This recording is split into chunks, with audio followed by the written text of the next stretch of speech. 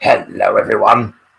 This is DJ Grover Cleveland here, pumping out the jams, and I want to remind you that yes, you can follow Ryan O'Connor at Wrangleshank on Instagram and Twitter. Don't delay. Enjoy today.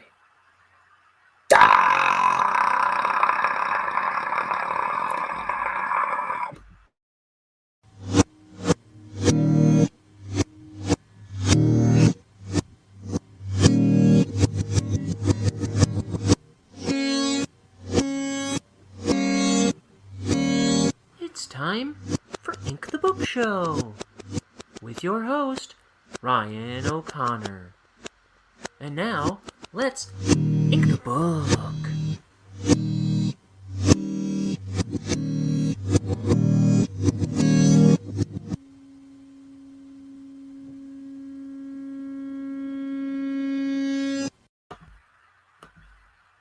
Whoa. Hi, everybody. It's your old pal, Uncle Rhino. I'm Ryan O'Connor. This is the show. This is the channel that we ink my first graphic novel, Bonehead, on. Bonehead's a little bucktooth skeleton fella that looks something exactly like that. And we're on page 1, 2, 3. We're finishing that up today. I started it yesterday in a real brief transmission broadcast, and we're gonna finish that one up. Okay, and then with any luck, I'll do another page later today. But without any luck, I'll be editing some other video stuff today, and I won't get to that. So, but we'll see. I've got my door open for some additional natural lighting in here to curb my depression. No, though couldn't hurt, right? But sometimes I feel like the lighting in here is just tragic.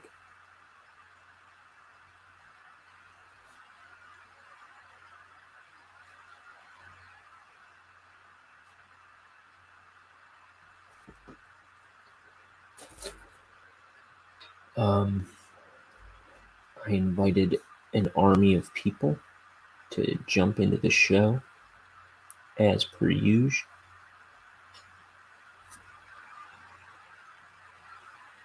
So I'm on my lonesome, as per usual. Okay. I really like this panel. This panel, I feel like I kind of nailed what I was going for, at least in the pencils. Let's see if I can ink it properly.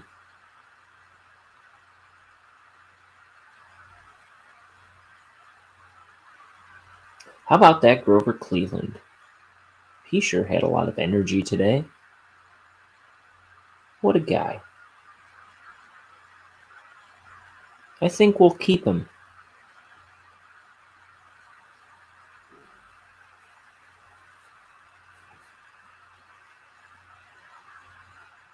I wonder if Liam's going to come in today. He seems to be at home. Maybe I'll just send him up. He just sent me a message that he sent me some files. And I know he has to record a new, some vocals for the thing we're working on. We'll click this link.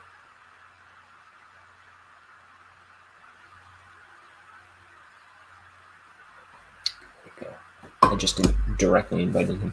He seems to respond better to me just sending the link to him. He doesn't seem to respond to the family ones very much. I don't know how my sound is. I haven't watched any of the new episodes. I keep changing stuff, but then I don't watch the video to see if it's changing for the better. So I upped my audio a while back. At least I think it stayed that way. Let me check real quick. Yeah. So, but I always bring my mic closer to me too, because I'm a little too soft-spoken sometimes. And I just want to make sure people can hear me. You know what I mean? I guess I mean what I say.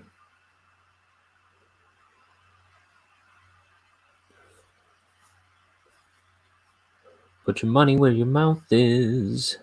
Put your money in your mouth. Put your money where your mouth is. Put your money in your mouth. That's right. All of it. Let's see if you mean the things you say. Let's see if you mean the things you say. It's Brian Irwin. I've been singing a lot of his songs lately.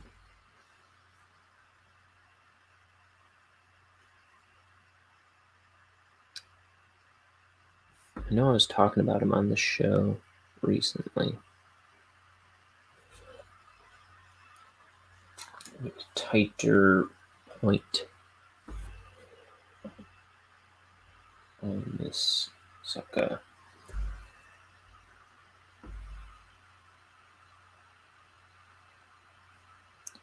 It's not the money, it's the principle of the thing.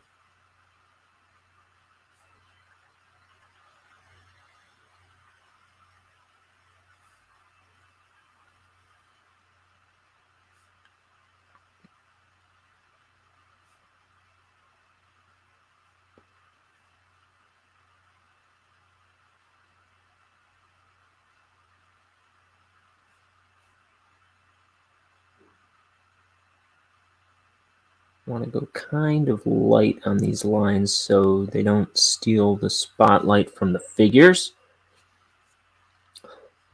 Though I'm willing to go bolder on this outer rim, you know, to separate it from the sky.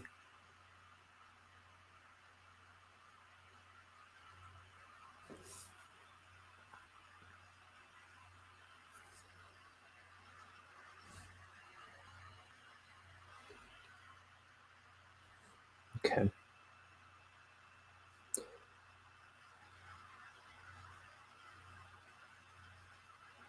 Guys, it's almost St. Patrick's Day. Though I don't have any free time on St. Patrick's Day.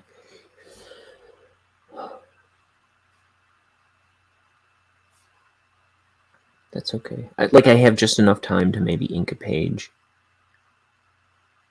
And that'll be it.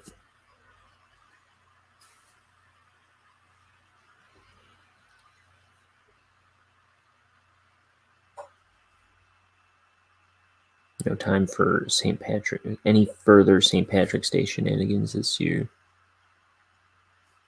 Me and my family, we had like an early St. Patrick's Day party this year.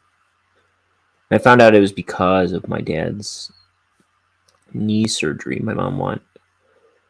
I guess my mom wasn't going to have a St. Patrick's Day party this year, which she does every year. But everyone was disappointed. I didn't even know about this, but everyone was disappointed. So she did it 2 weeks early. Because if she was gonna do it she usually does it the Saturday before St. Patrick's Day. But if she did that this year, and I think that's because everybody kind of disperses. Like, it's harder to get everybody together on the day of or the weekend of. So she does it the Saturday before. And she didn't want to this year because if like all the grandchildren came over,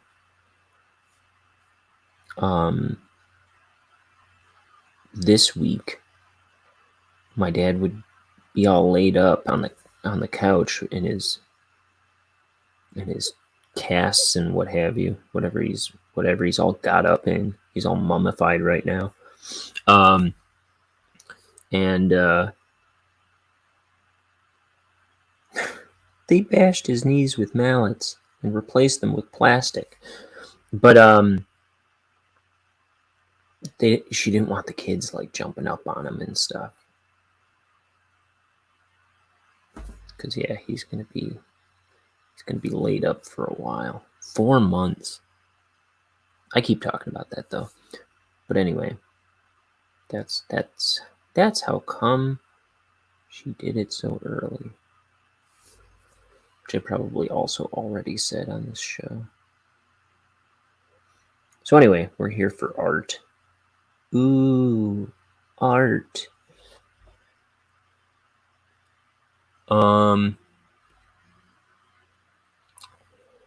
This panel, I love this panel so much. It looks like something I used reference for, but I did not, and I'm pretty happy with myself. I don't know if I used any reference in this book. Let me think. Is there anything I would have used reference for? I know when I was trying to design the castle here on Planet Montana, I was trying to design the king's castle. I was looking up a bunch of castles and things like that to kind of see how castles worked, but I didn't reference anything in particular. I remember my sister Heather sent me a bunch of reference, but I don't think I used anything that I directly outright referenced the drawings from. It was just like, oh, they have I don't even remember the parts of the castle. My sister sent me a thing with all the parts of the castle, like they have the barricade or whatever, and then they have the front part, whatever, I don't know. I had the word a second ago. So, and I think that was the most reference I used for anything in this book. I'm not a big reference guy. I'm a gut guy. I trust my gut. I mean, if I don't know what something looks like, I'll probably reference something.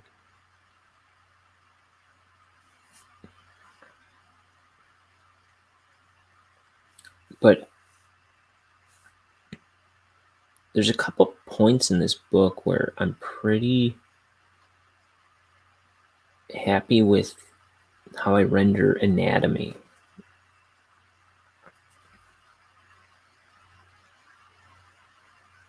Not that it's too anatomical in this book, but for a guy who doesn't know his lymph nodes from his synapses, I don't know what I'm saying.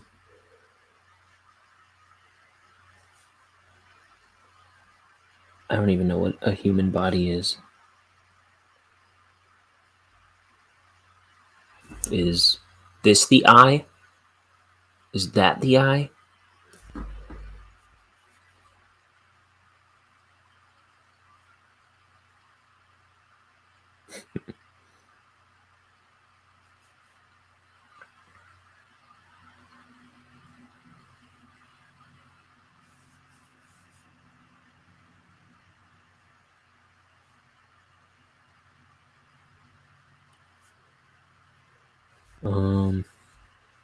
Okay.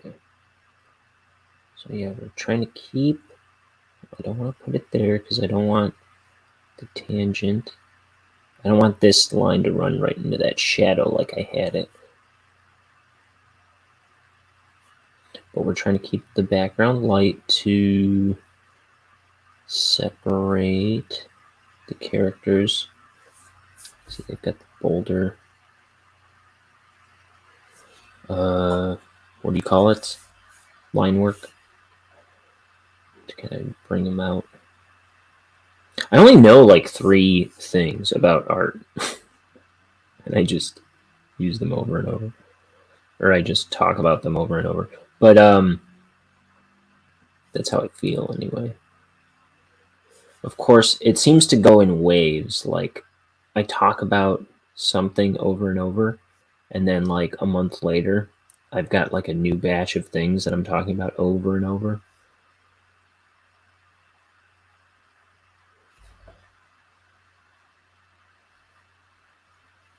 But when I'm on here every day, I hope you'll forgive me. But that's the big thing to take away. It's like, look, I'm making it happen every day. It's not easy, but showing up is half the battle to art. I'm talking about artists. Because artists have a hard time showing up to the drawing table sometimes. A lot of times, as far as I've seen in my life. I'm just showing.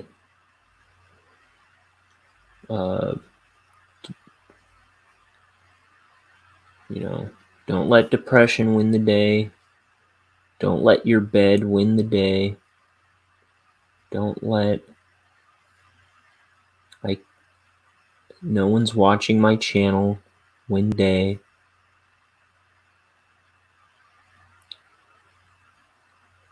Don't let nobody is following me on Instagram win the day. Just keep showing up. If you build it, they will come. And if they don't, you'll still have a body of work and in their face.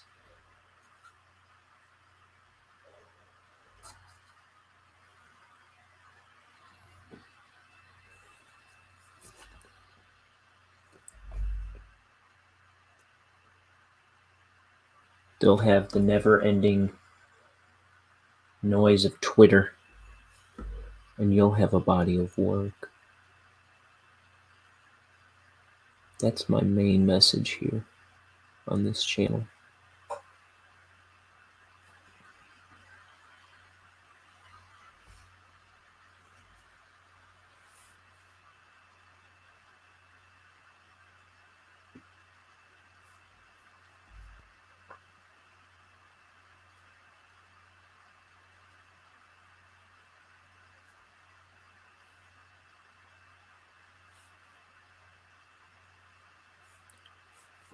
If you build it, they will come. And if they don't, it's their loss. Suckers. What? Time to wake up already? Let me make sure I don't have 1,000,000,002 alarms going off, because I've had so many alarms going off lately. Yeah, I'm turning off alarms left and right here. Oh, mamma mia.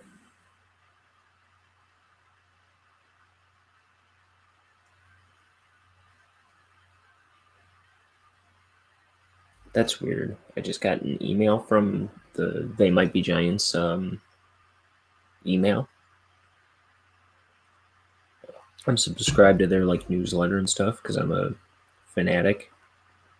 But this one, it doesn't say They Might Be Giants this time, like it usually does. It just says they might. So I thought it was a weirdly specific spam message for a second. They've also got like little emoji things in the headline or whatever. So it looked like a spam thing for a second, but it's legit.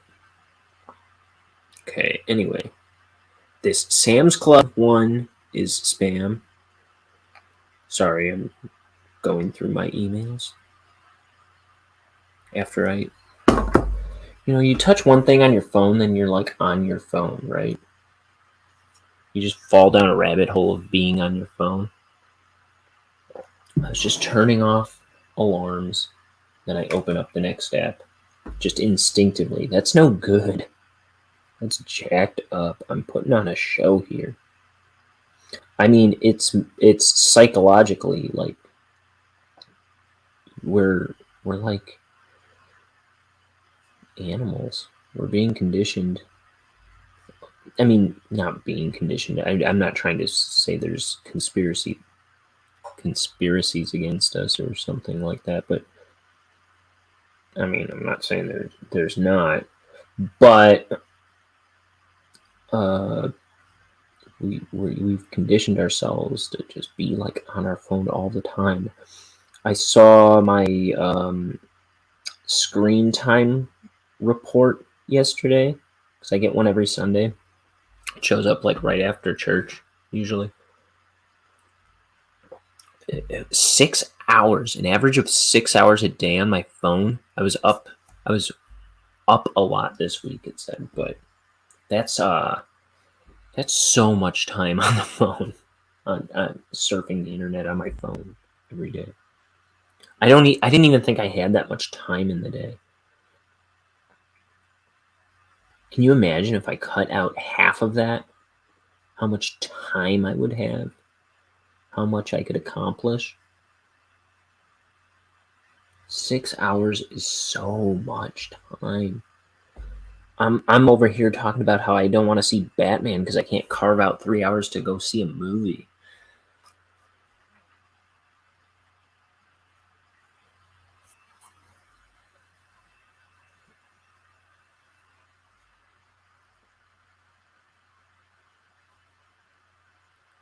I got 6 hours a day apparently to modify my profile page on Papa John's website. No, I'm just kidding. I don't know. Can you imagine if that's how anybody had to spend any of their time? I'm sure it's close enough to being a thing that it ain't funny.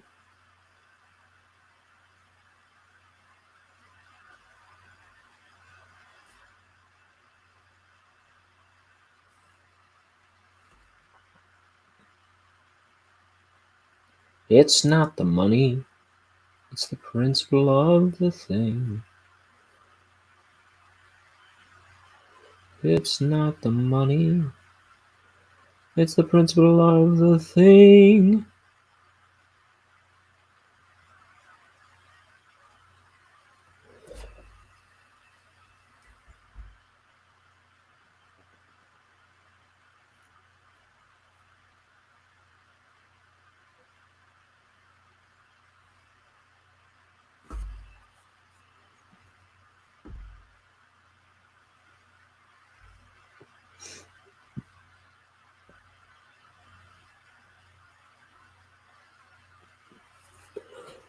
Let's see.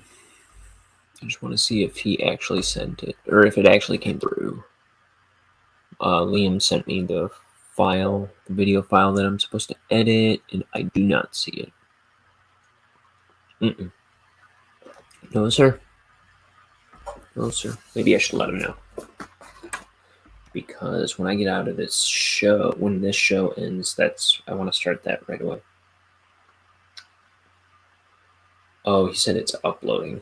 Let me know when it's finished uploading.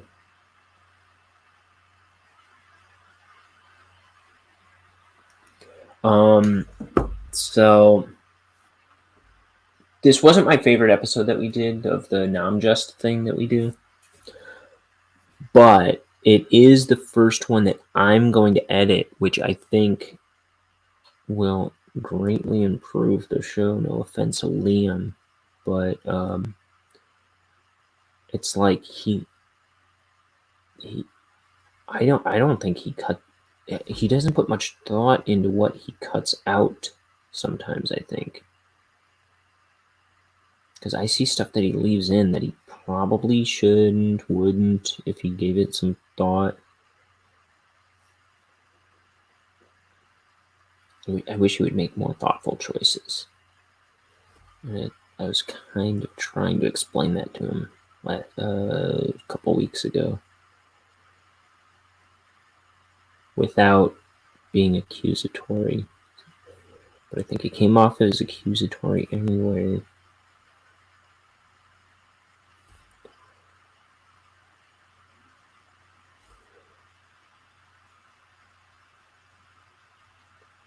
And I don't think he liked that I was siding with somebody who gave the show a negative review.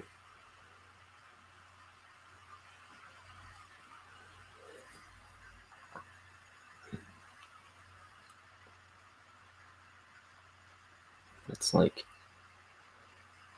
it could be improved. And I was telling him I wanted to do an edit of episode 6. I wanted to do my own cut of episode 6 to show him what it was like, but he never sent that file either. Because I think my other brother wanted to see it out of curiosity too. I like this panel. I like this page. This is a good page.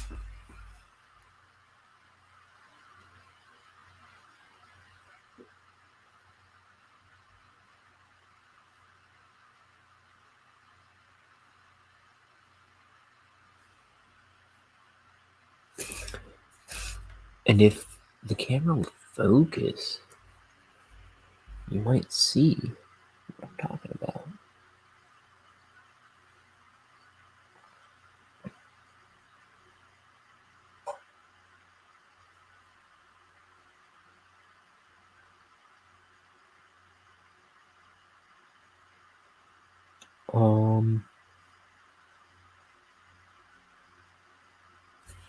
So what have I done today? I don't know.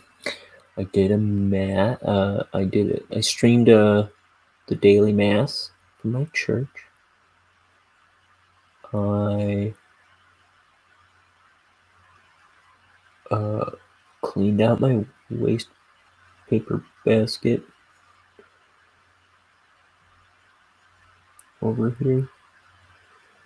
I uploaded artwork for the last 2 episodes of this show, which I had fallen behind on because like yesterday I only ended up having half an hour.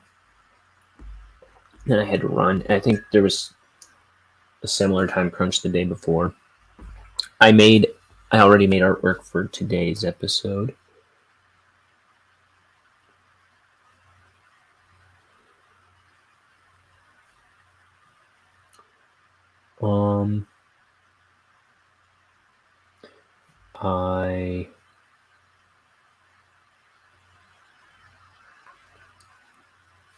Let's see. I don't think I really did much else. Did I?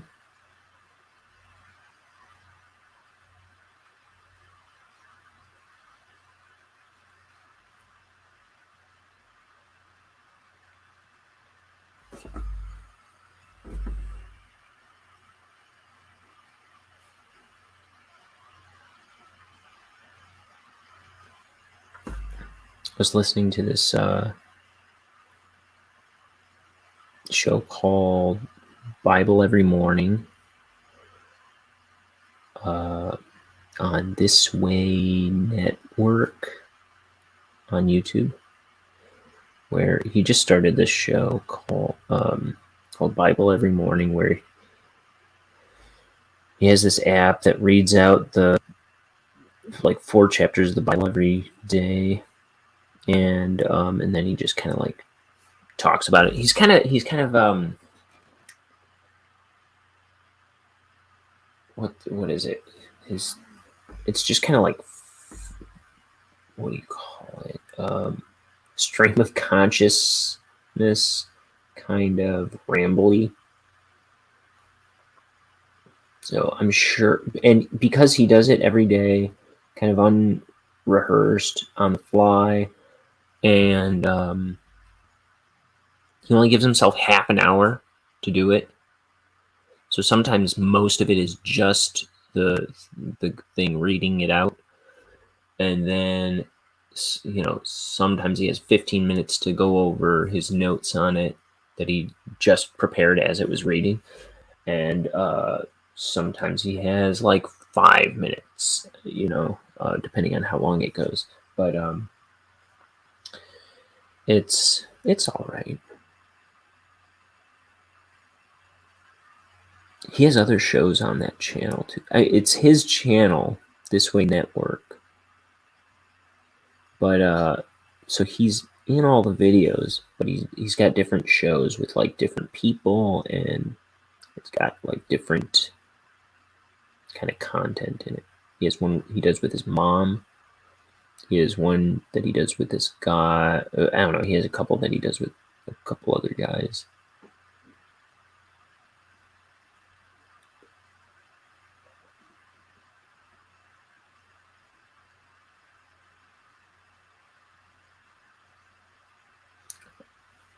I'm not too familiar with a lot of it.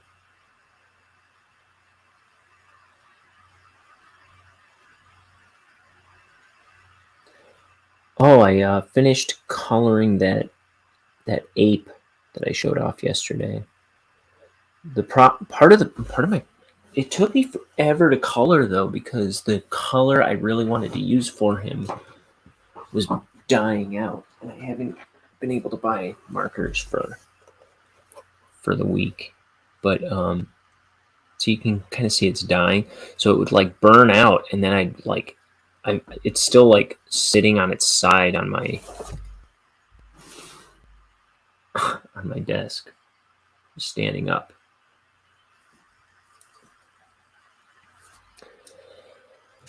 So I would leave it like that for a little while, for like an hour or something, and then I'd go back over the parts that weren't quite colored, and you can kind of see it's like a little rough and textured, the color. Here I was trying to use a different marker, but it was too bright. I could have, if I started with that one earlier, I could have put some more highlights on his fur, but it was too late. I don't know. Could have been beautiful. I like that drawing. I got to get a better roster of drawings for my title art, or my thumbnail art for my videos. There's like the first sketch, so I have them organized by sketchbook, the scans of the artwork, and I have folders for sketchbook 1, sketchbook 2, sketchbook 3, sketchbook 4, and of just stuff I've scanned so far. Sketchbook 1, it's like all the artwork on it I never even want to touch. So it's, and then sketchbook 4, there's like barely any artwork in that one yet, because I started scanning it a long time ago and I never continued. So it's mostly artwork from 2 different sketchbooks that I ever use for my thumbnail art, and I'm like, these are like early enough that they are not the best representation of my artwork. But also, it's like, if I put out an art book, I want some of it to be a little more fresh on the eyes. You know what I mean?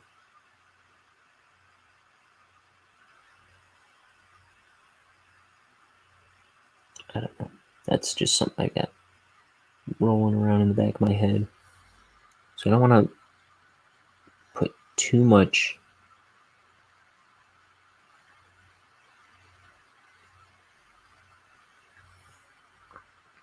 I don't want everyone familiar with every piece of art that I've ever done if I'm going to put it in an art book. Because I want to do like an Art of Ryan O'Connor book.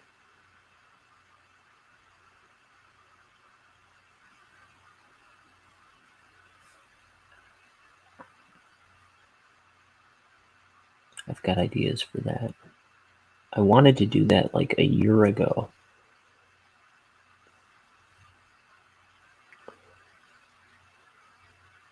I should try and get back on arranging a page a day or something. Trying to do that. Or a page spread. Most days. Oh, Liam says he's working.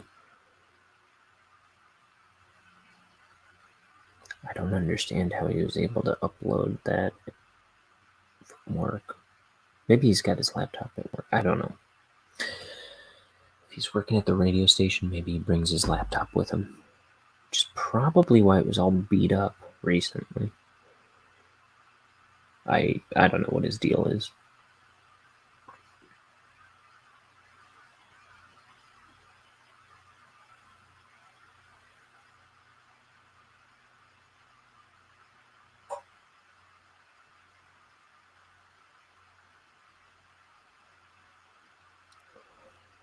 Liam's one of the best people I know.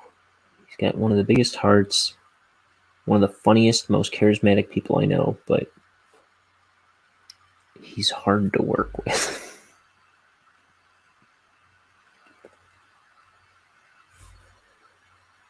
Because he's a little complicated. I was telling him, hey, I still need those files. Did you ever upload them? Because I don't see them. And like, we recorded this like days and days ago, and he wants me to edit it, allegedly, because he said he wasn't going to have time or something. But he never sent it, so I was reminding him. And then what happened? And then I said, oh yeah, and I'll also need the new theme song. And he goes, don't you have it? It's like, I have one about puppies and Putin smoking backwood cigars. And he sends like a question mark, like, I don't get it. It was his agenda to record a new set of lyrics to each episode. And I was like, I don't understand why you don't understand. Weren't you going to record new lyrics for each episode, or new vocals for each episode? And he goes, oh.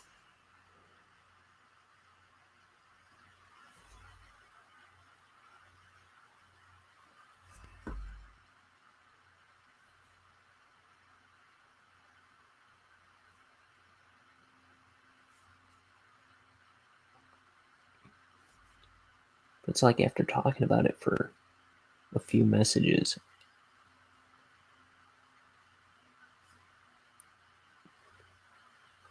I would have, like, I feel like anybody else would have known what I was talking about by then.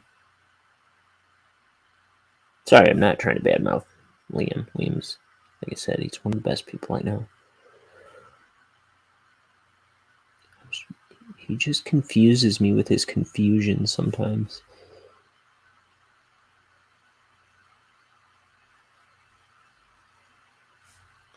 But anyone could probably say that about me too. I'm a dim bulb.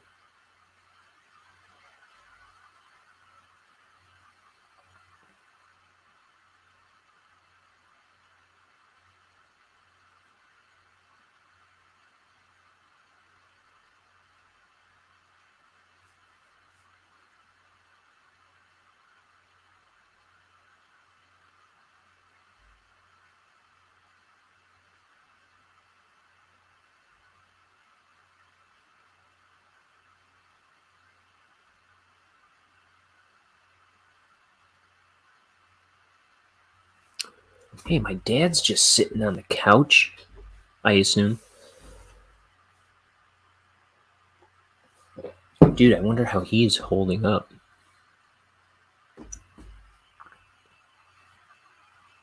Because it was Friday that he had this. It was early morning Friday that he had the surgery. We are on Monday, so it's been a whole weekend. Last I saw him, he was propped up on the couch, both legs wrapped up. He only had surgery on one knee, but I think they have the other leg like wrapped up in such a way so he isn't like he doesn't get blood clots or something from like inactivity, you know.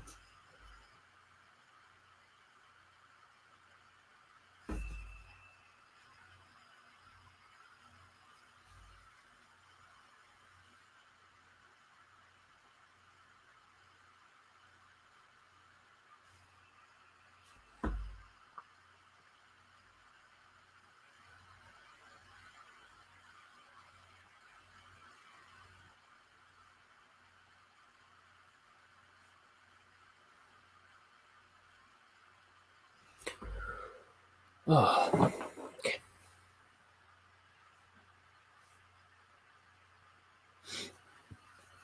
Here, let me bring this out further. Because it should be over the middle of the truck, right?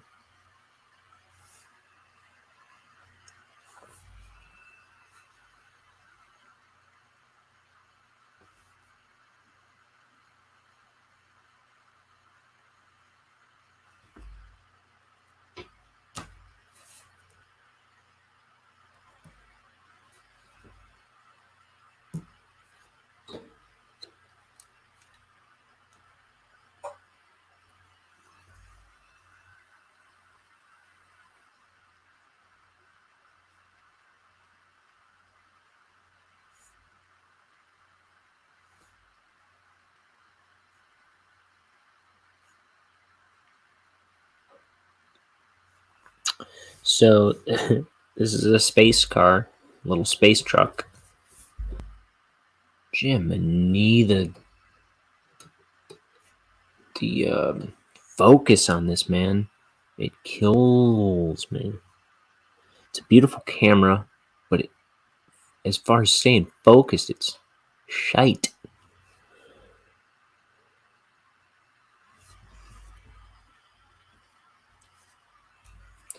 There's got to be some setting, right?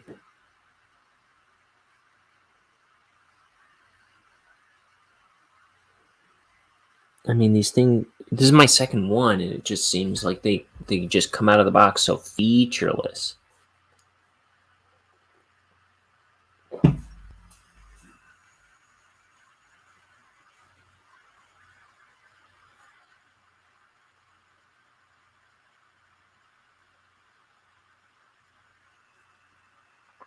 I'll look into it one of these days.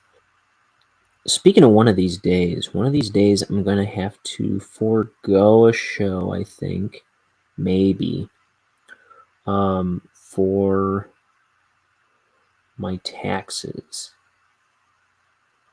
I do my own taxes.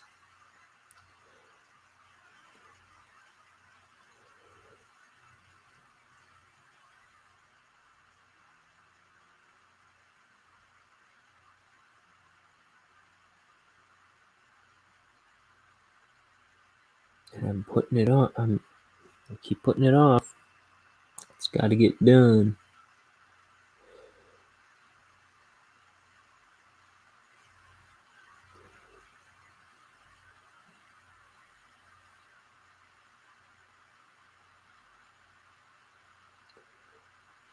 My love, my love, my love.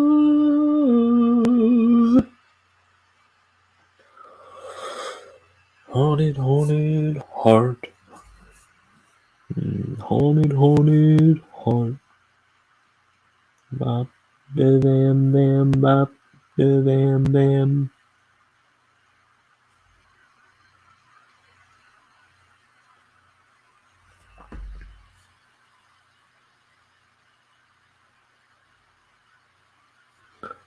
That's a song called Haunted Heart by a bloke named Peter Stampfel that I really love.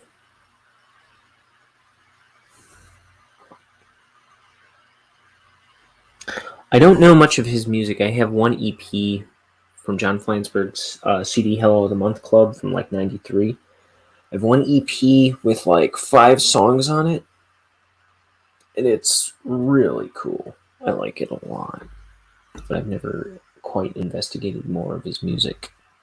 But I believe Haunted Heart is on Spotify. If not, some of the other songs I know.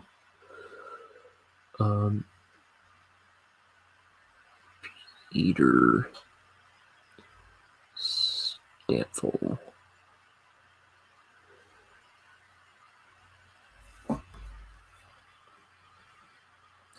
Yeah, I think it's on this 95. You must remember this thing. You must remember this. No? Yeah, Haunted Heart is on there.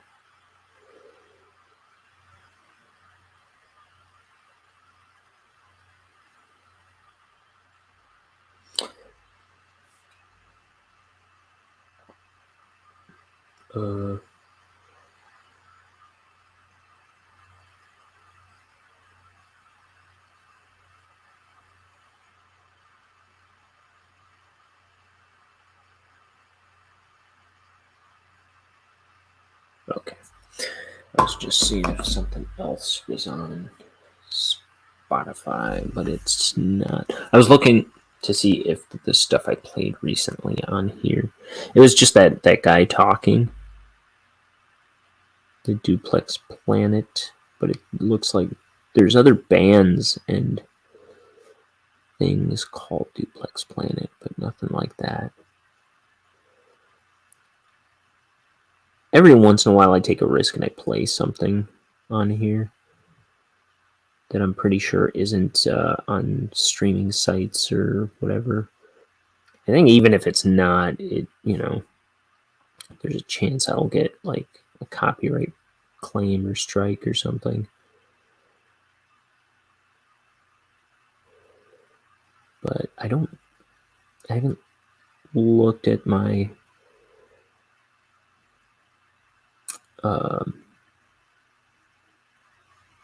the details on my content yet, but sometime, like on my Bonehead cartoon, it'll say copyright claim.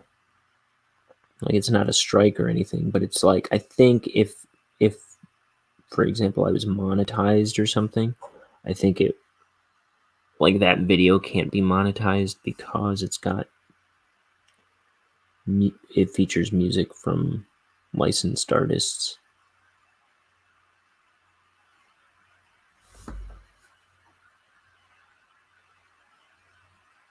And I did try to score it with I assumed it was like more public domain stuff, but I guess not. Which is fine. That's all right.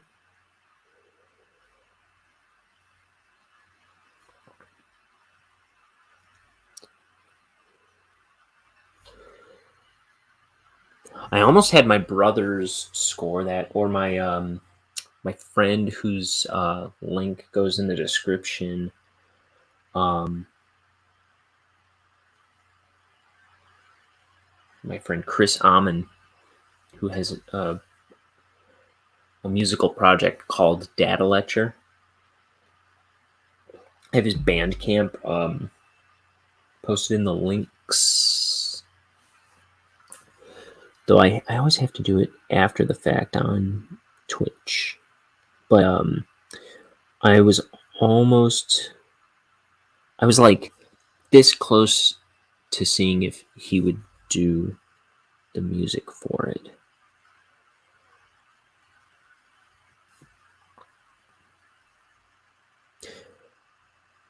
I did like scoring it myself with the with all that music that I used. But I would have saved myself so much time and trouble if I just got an artist to do it. And oh look, oh, I can be famous. I want to become famous by followers, primes, and viewers on viewers.shop. Well now, that sounds lovely. Thank you, Danielle, or Daniel Doobly Doobly Doo. I should be able to read the name Daniel. It's my middle name.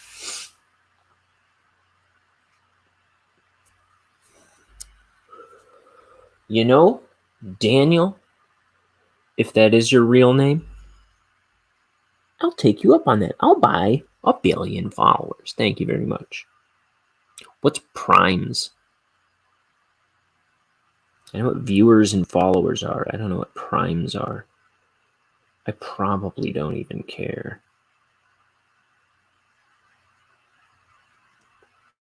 That's the thing with Twitch.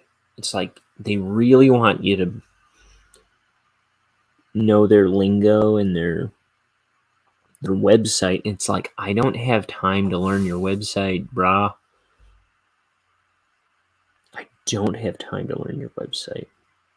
I barely have time to use your website at all.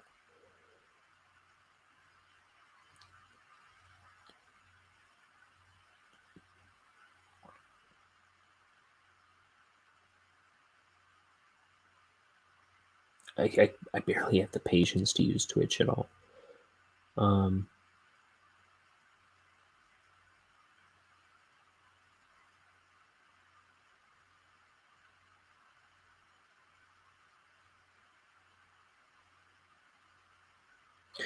also thinking about how I'm looking at the shrinking stack of pages out in my hallway. The ones yet to ink. And I'm thinking about how there's about 100 pages sitting out there. And I have to rework the ending one of these days.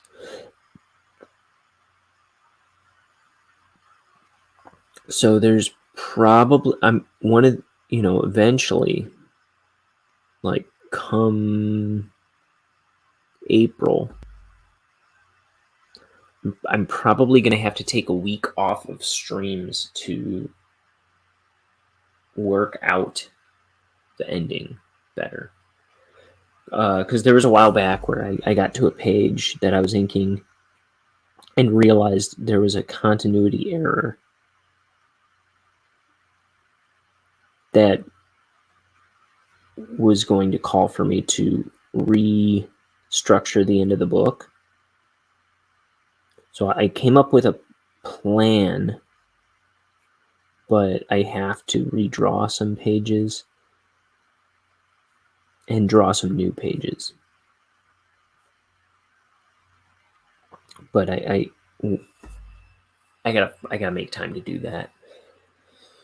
So that and my taxes coming up. I'm gonna have to take some breaks from the show in the near future.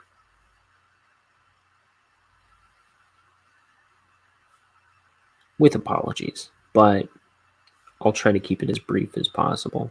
I will be working on the book. Maybe I'll do some short streams of other stuff, of like sketchbook art, or just shooting the breeze, or I don't know, something art related. Maybe I'll kind of give updates on my progress. But I'm thinking I won't be streaming quite like this for like there will be a week in April or something where I won't be streaming. And my taxes shouldn't take me that long. That I might have to take a day off or something. Maybe. I could chip away at that over the course of a few days, and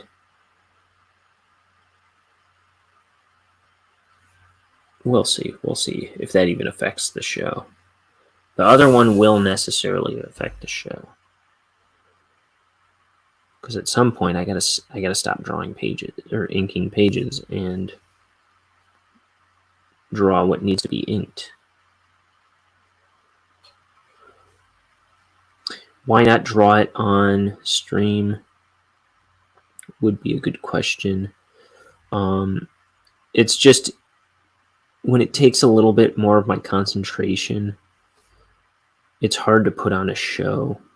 But I mean, if I feel like I can, I'll do it. I don't want to not stream. I like I said, just showing that I'm showing up every day and working on the thing. It's good for me, and I think it's good for some people who might watch this thing to see like a bit of diligence.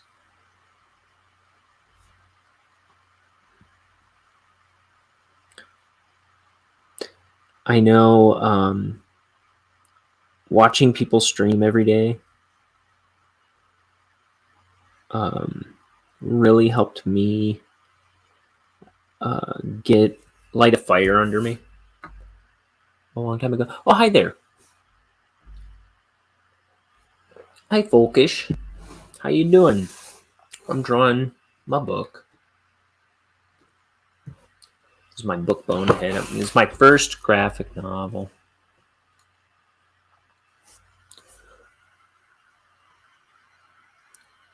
Bonehead. We're on another planet here. This is also back in time, so this is also like maybe a decade or so ago, maybe 2 decades ago.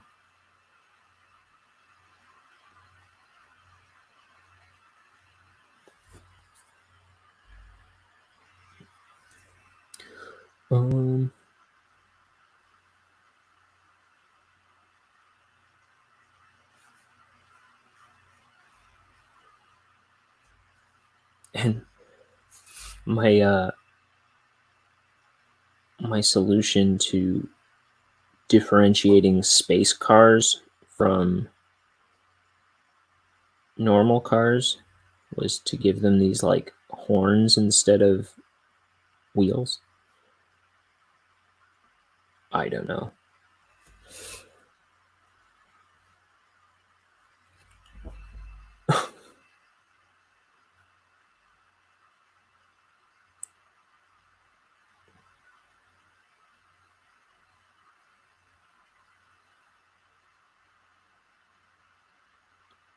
Sure.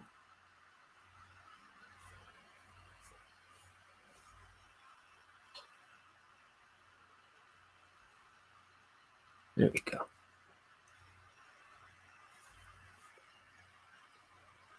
So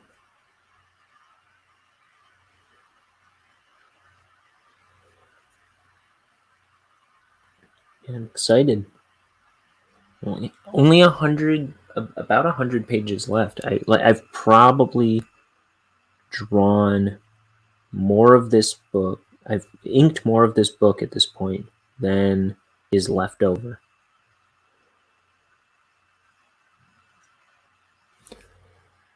Yeah, that pile that I have finished. Let me get some light on here. It's getting dim. There we go. The pile of finished pages I have in this room is bigger than the pile of pages yet to do out in the hallway.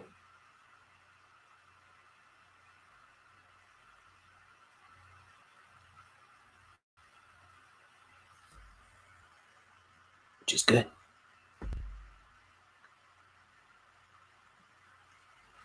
As the great Charlie Sheen once said, winning.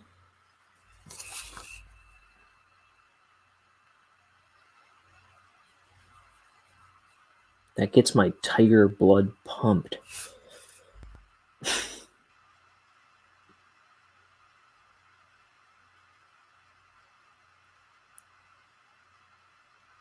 Yikes, is he still alive?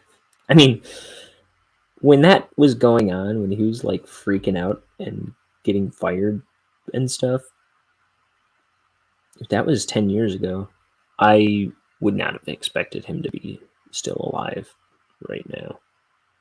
I was sure at the time. I was like, that guy's going to die like tomorrow. He was jacked up on drugs or something, but he seemed like he was just living too hard. Like he was like living with two strippers or something that he was calling goddesses.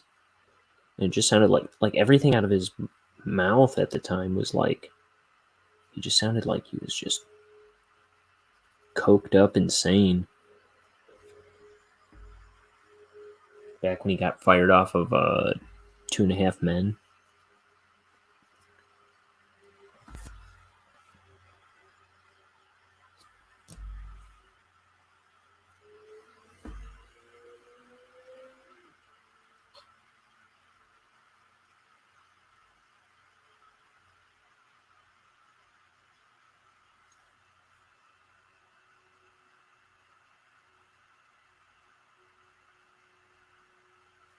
Okay. Here I come, here I come, here I come to save the day. No, there's a soul coughing song that samples Mighty Mouse. And it just says the "Here I come," but it does it over and over. Here I come, here I come, here I come. What is that? That's Cassiotonation Nation. I love soul coughing.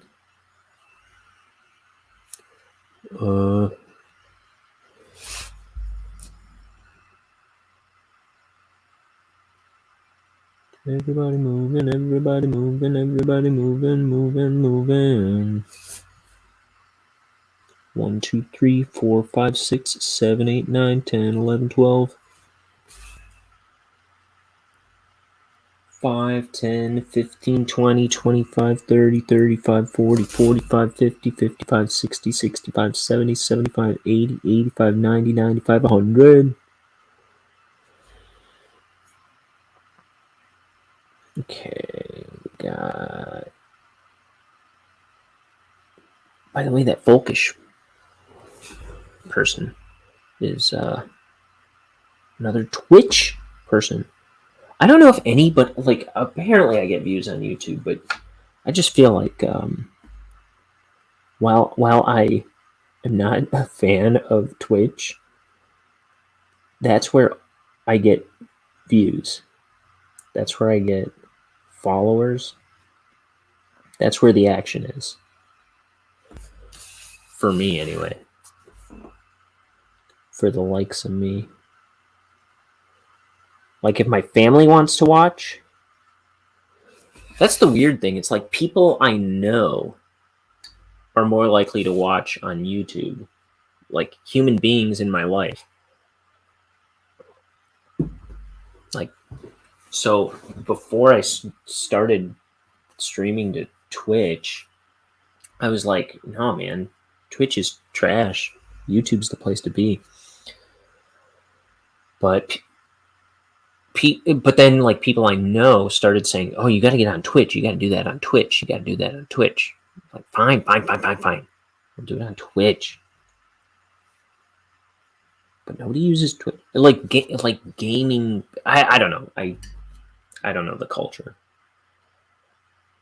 Or the culture isn't like the culture on Twitch isn't really what I'm into.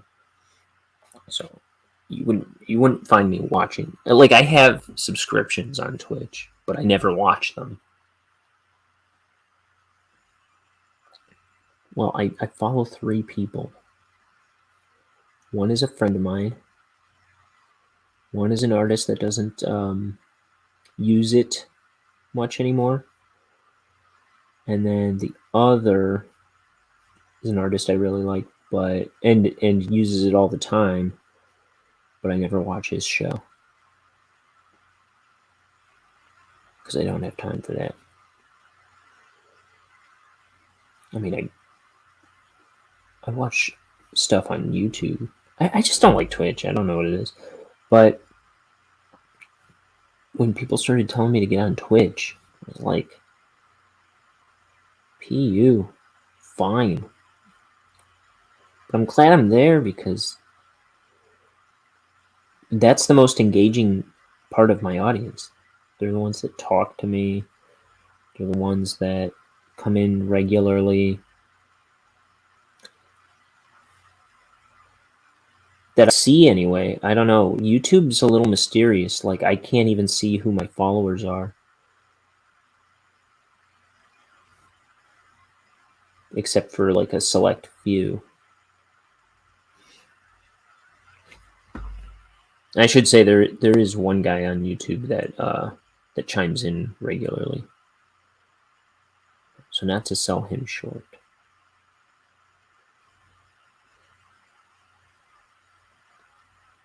That's my pal Vuckster. Vucky.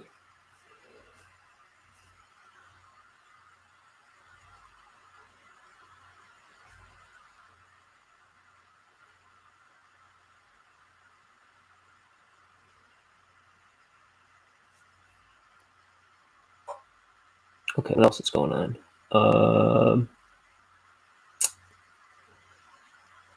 Today is... Oh, dude, it's Pi Day, right? 3.14. Yeah, that's why I was seeing stinking... Oh, hey, Folkish followed me. I think you're number 12 on Twitch. Thank you very much. I hope you like this. I try to do it every day, or as close to every day as I possibly can.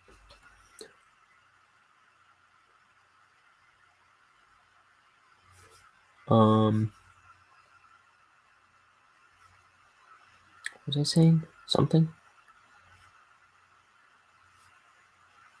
I was expressing thought into the air out loud.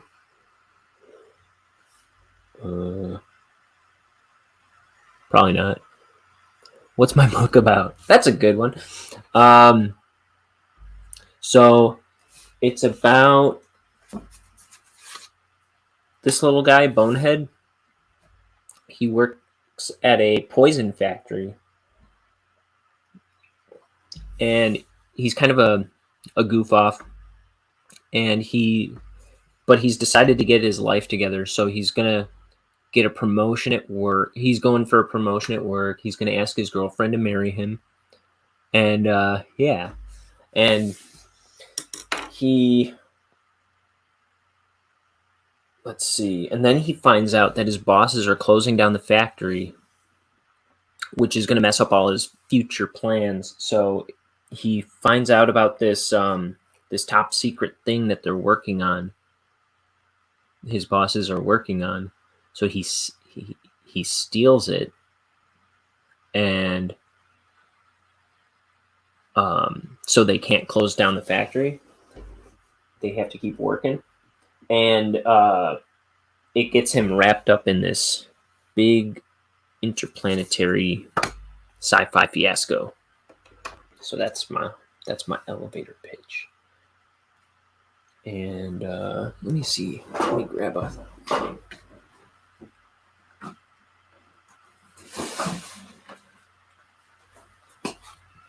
I'll just show you some characters. So this is my cover for now. So that's Bonehead and his boss, Mr. Shivers, who wears this smiley face mask. And the owner of the poison factory, Denton Crux is his name. Here's some of the title pages and stuff. Comic crashing. I'm just looking for the back cover with more. There it is. I mean, this isn't it, but it's got other characters on it. I see the one labeled back. Okay, so here's this alien character. His name's Billy TV. Blasting. And then this is Bonehead's girlfriend, Petunia. She's this little ghost girl. And then this is like Bonehead's like drinking buddy, Mort. So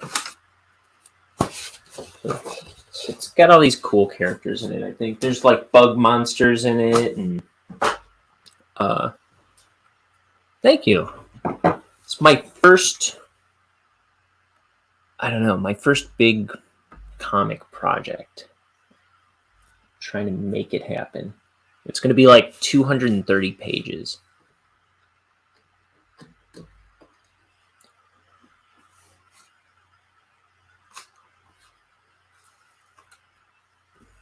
Or so.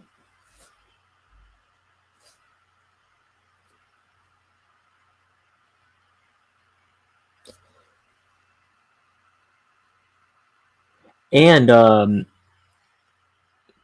yeah, thank you.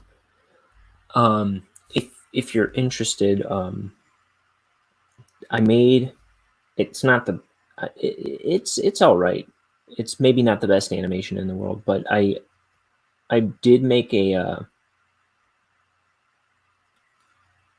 16-minute cartoon of Bonehead that I put up on my YouTube channel. You'd have to sift through a bunch of these art things, but I posted it a couple months ago. It's called Bonehead Pilot. I just made it by myself. My brother voices Bonehead, and I voice everybody else in it just about. And then, but there is a 16-minute cartoon. It's not exactly this story. It's kind of like a different starting point of the story. I don't know. But yeah, if you're interested in seeing, kind of getting an idea of what Bonehead's kind of like, there is that cartoon over on YouTube.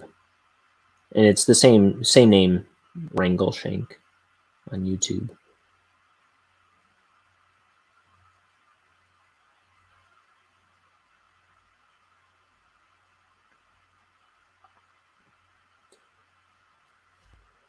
Oh, BRB, gonna go watch. Yeah, I hope you like it. It's kind of like, I was kind of going for a Rocko's Modern Life, SpongeBob-y kind of vibe. Kind of 90s cartoon kind of feel.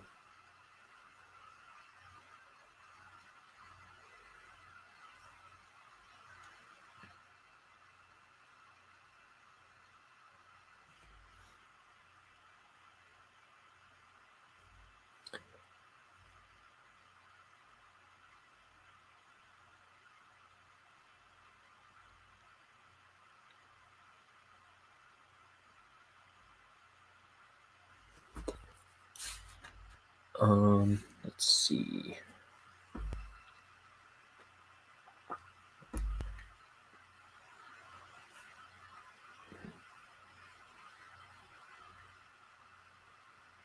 We got this truck here.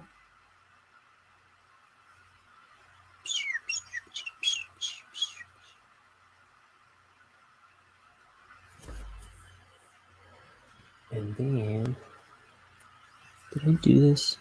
I can't tell if I inked that already. There we go. Now it's inked. One way or another. We'll do a drop shadow under this headlight. And then maybe a bit of a drop shadow there.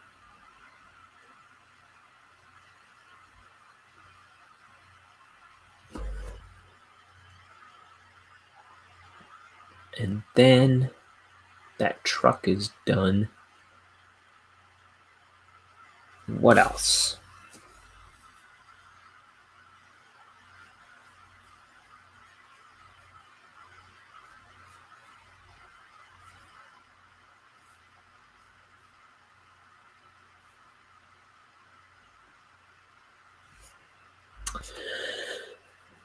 Continue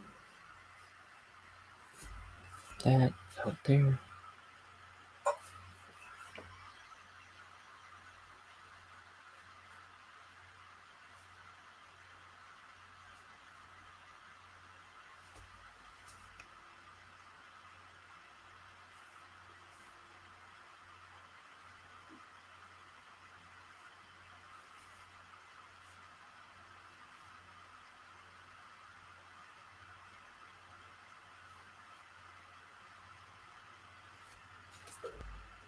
Let's see.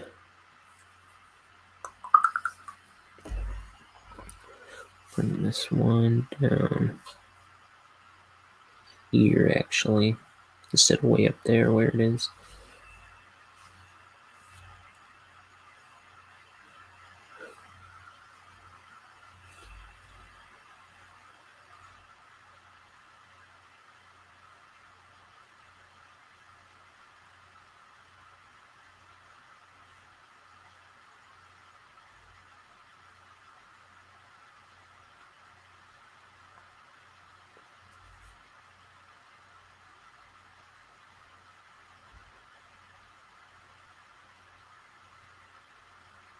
So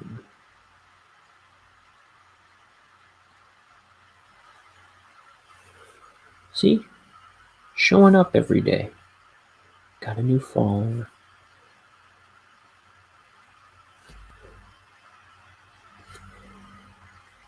That's nice. Okay.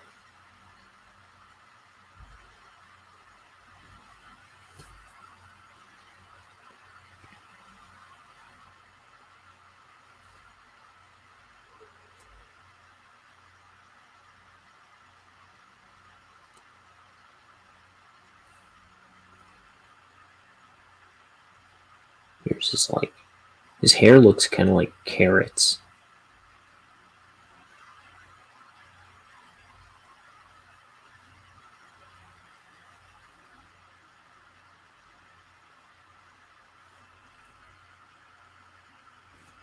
I'm going to put a little drop shadow under his chin.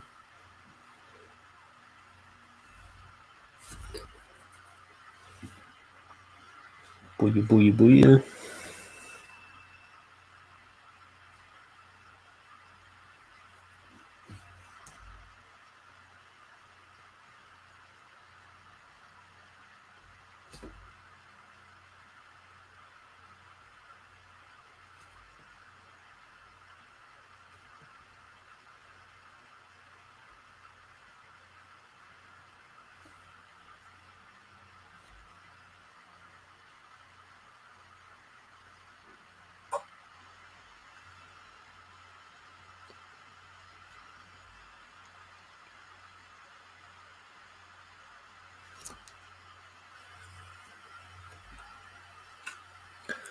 Then let's see. Collar, fill in this bush.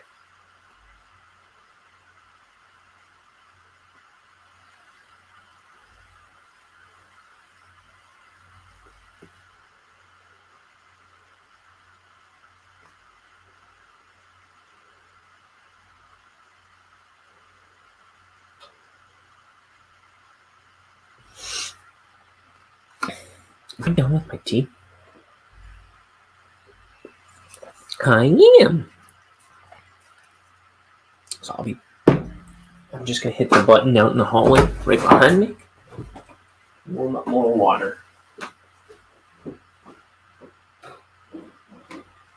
Nailed it. Okay, so I'll have another cup of tea ready in a minute.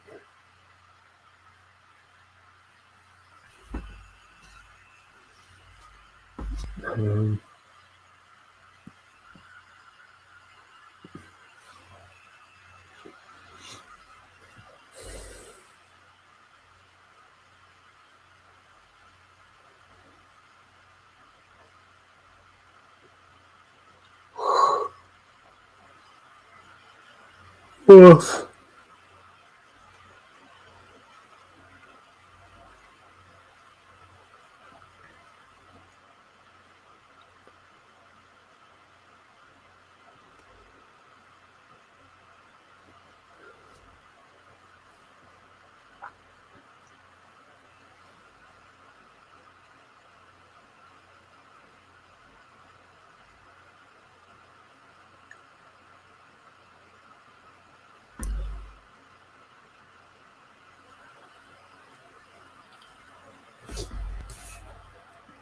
So yeah, my thing about showing up every day, it's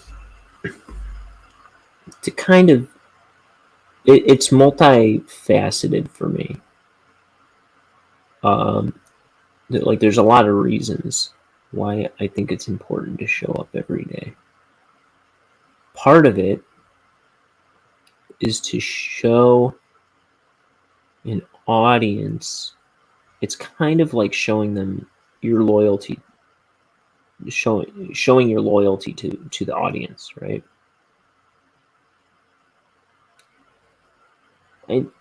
There are some days I simply can't come on. It just won't happen, of course. But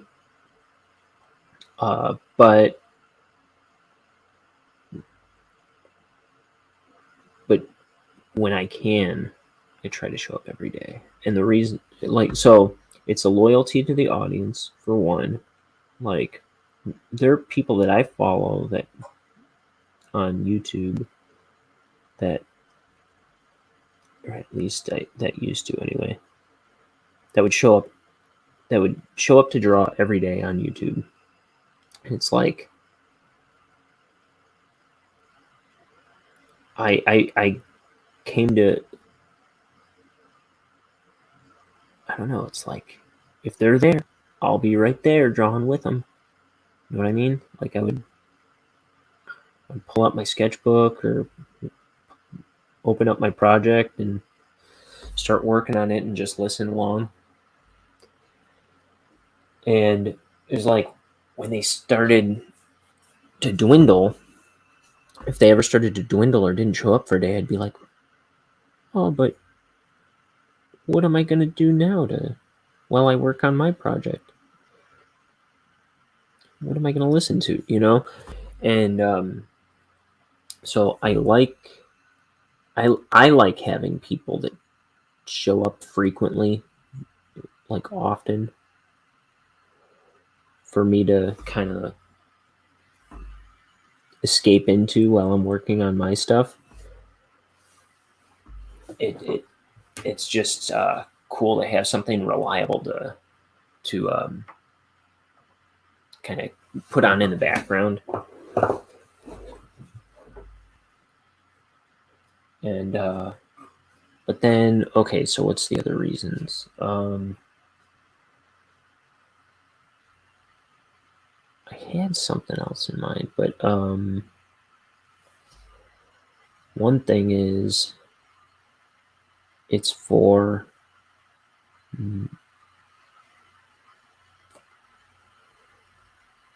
like, well, it'll get my project done faster. I did lose my train of thought though here. I forgot what I was going to say. It'll get my project done faster. It keeps me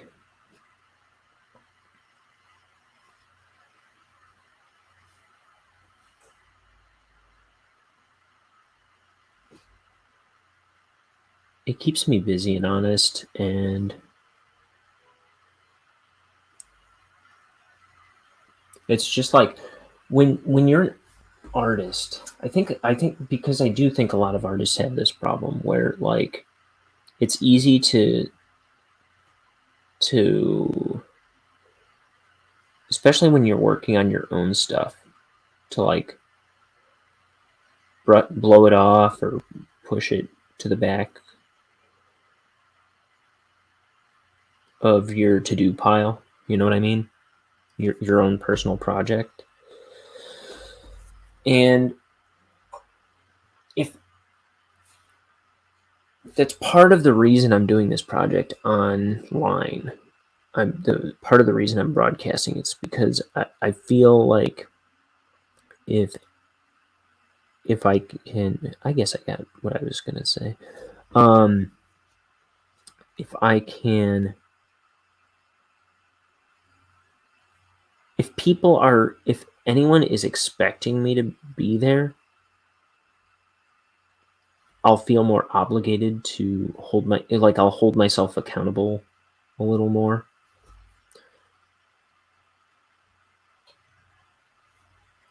And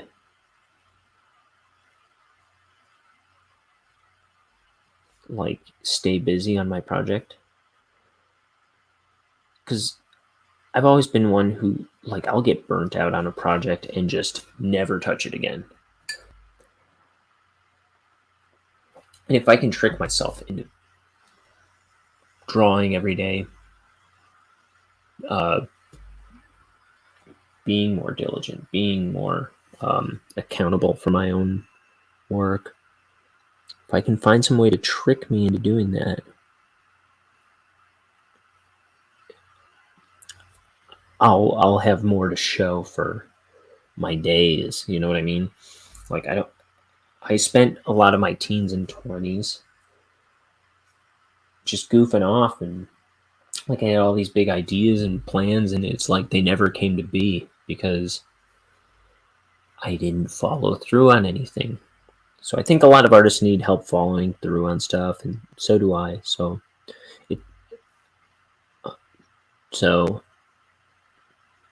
if I have a reason to show up every day, if I have something in my mind that's holding me to showing up every day, then I'm more diligent to my work. It's just better for me. So I want to be an artist who draws every day because allegedly this is what I want to do for a living, you know? But I've never really acted like I was all that serious about it. And now I act like I'm serious about it. So, anyway, and then there's another part. It's like I have all these other artist friends who are kind of flaky about their art that I went to art school with, and they just kind of like, they got their degree, and then they never touched their degree again. They didn't go for art jobs. They're going back to school. They never pick up a pencil. And it kind of breaks my heart. Like, I want my buddies to make a book also. So it's to show them that even their idiot friend, Ryan, can make a book, can make an animation, can make, you know, and I want to make other stuff too. So it's like I'm holding myself to it with a little responsibility and a little diligence. I'm just trying to show that like anyone can do it. Because you'll see on these shows, it's like I'm a layman. Like I'm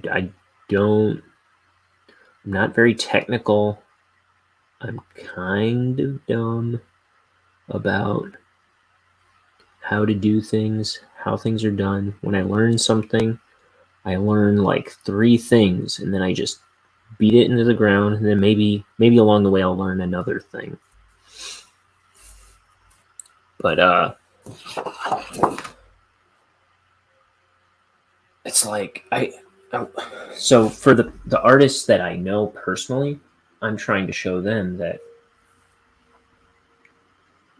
if I can do it, they can do it. There's nothing to be afraid of, and if there's something to be afraid of, I'll tear the bandage off and show you. It doesn't hurt. Just get in and do it. I want to see what comics my buddies Ben and Zach will make. I'm calling them out.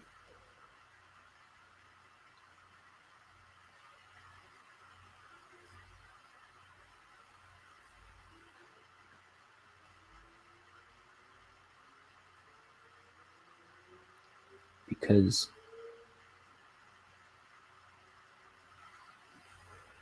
oh yeah, you watched it. Cool. I'm glad you liked it. So that's Bonehead. There's a little bit of parallel between this book and that, but this is me trying to make a more epic story of it. So there's characters in this that aren't in that, and yeah, it's just a bit of a bigger story.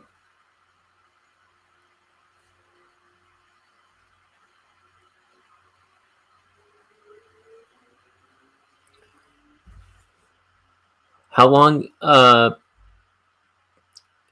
thank you. I love Mort. He's one of my favorite characters too. It took let me see. I wrote it and started storyboarding it a long time before. But then in the better part of a year, I think it was like about a year I spent finishing the storyboards and animating. Actually, I probably gave up storyboarding about halfway through, and I just would plot out the scenes in Adobe Animate. But I spent about a year animating it, and then I started recording, and that it took me so long to get the sound and stuff set and the backgrounds. That was the biggest killer on the whole project was lining up moving backgrounds and then all the sound stuff just was brutal. But yeah, I drew every little bit of it myself. I made up all those characters. I do most of the voices in it. I arranged all the sound myself, like all the sound effects and stuff like that. I found all the music and I did everything except Bonehead's voice and Petunia's voice. And my brother Jimmy helped me record the dialogue. And I think that's it.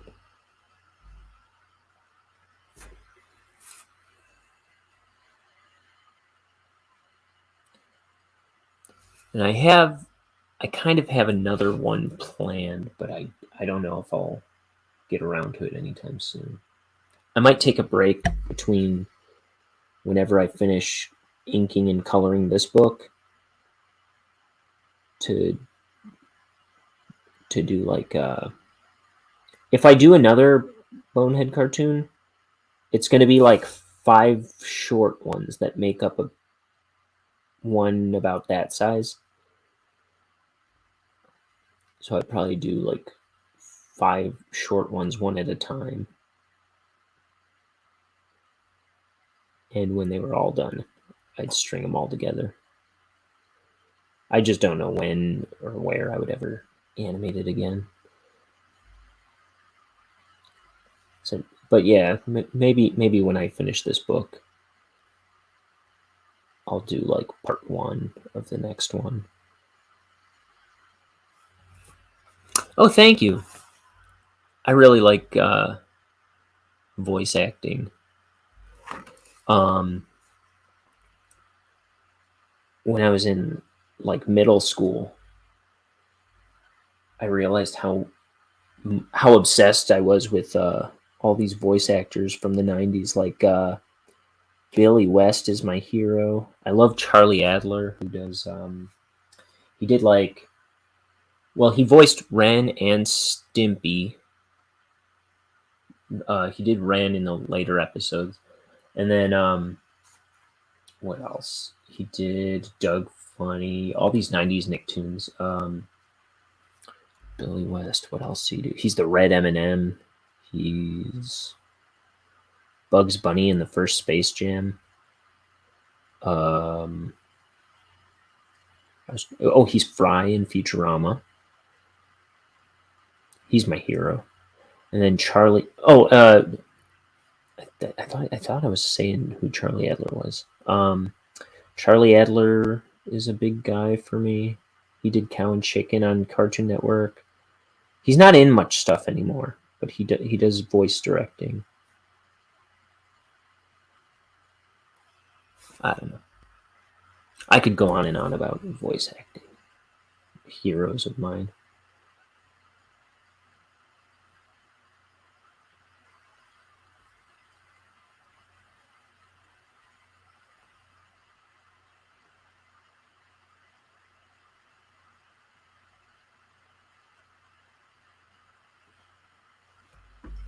But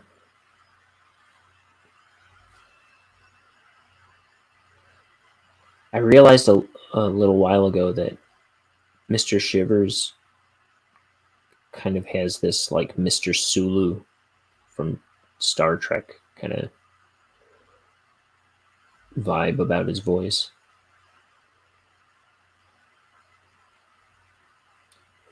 You know, oh my.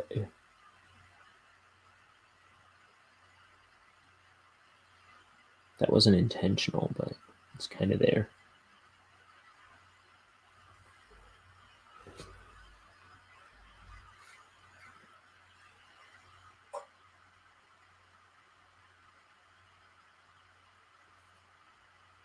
Well, same with what's his name, Mort.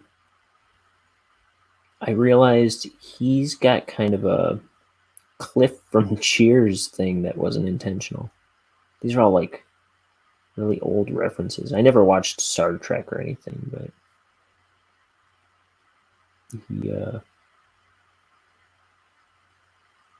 he's just kind of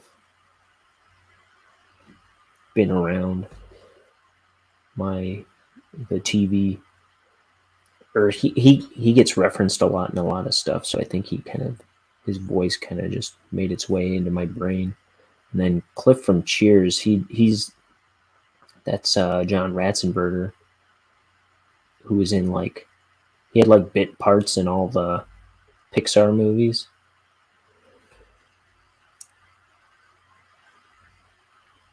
Like he's the Abominable Snowman in Monsters Inc. He's Ham the Piggy Bank in Toy Story.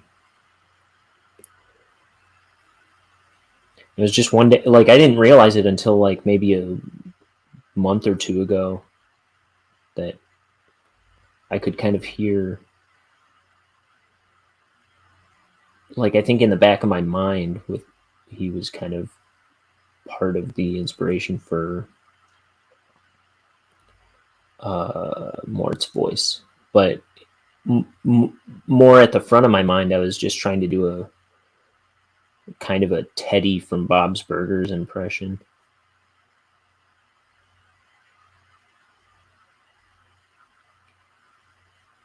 But he also kind of ends up accidentally sounding like Peter Griffin sometimes. Gee, Bonehead.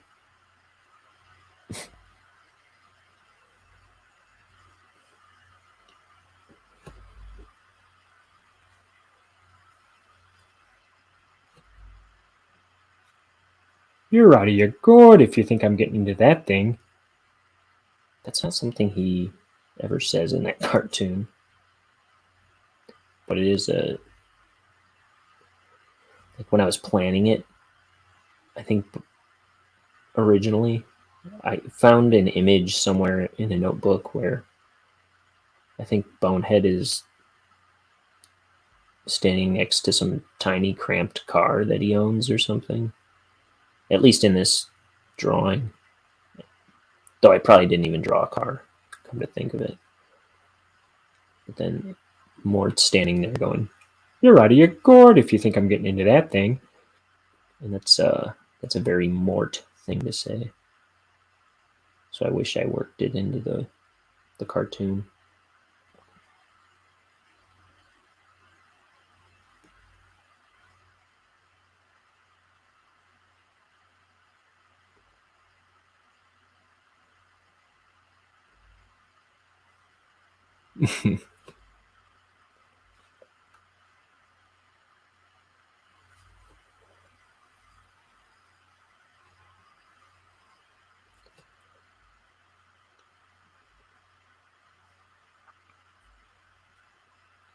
Let's see, I'm going to do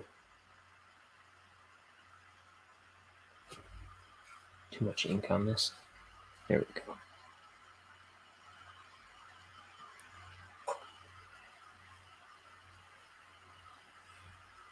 So do you draw folkish?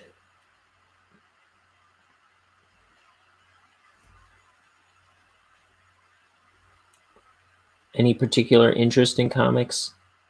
I don't read too many comics. I'm in middle school. I read a lot of Jonan Vasquez's stuff, the Invader Zim guy. He's got all these dark, like Johnny the Homicidal Maniac, Squee, and I Feel Sick. I Feel Sick was always my favorite.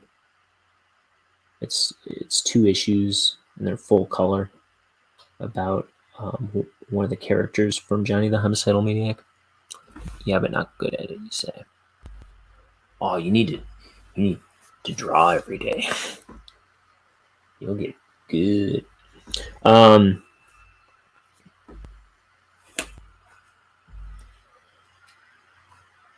Yeah, one thing that I mean, I've been drawing my whole stinking life.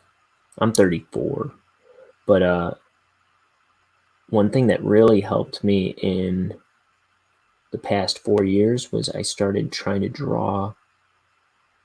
Like, I started holding myself to posting something every day on Instagram, which I did really reliably for at least a year and a half. I still try to do it just about every day. Right now, I've been pretty good about doing it every day. But just putting something in my sketchbook and coloring it with my Prismacolor markers. And when I look back at the first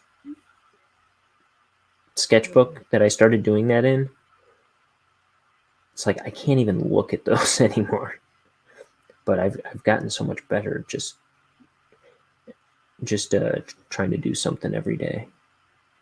Something post-worthy every day is what I was going for. Something a little more polished. But I was also trying to do it in like 15 minutes at first.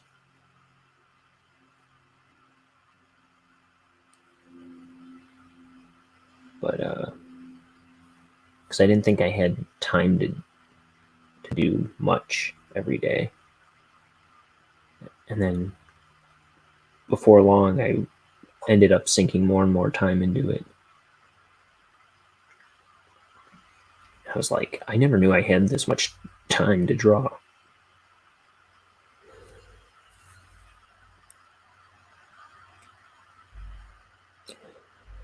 It helped me a lot. It was something I heard another artist say, like, you might not have a ton of time to draw every day, but like you probably have 15 minutes in a day. And so that's what I started with. And like I say, it helped me realize I kind of had way more time than I ever realized.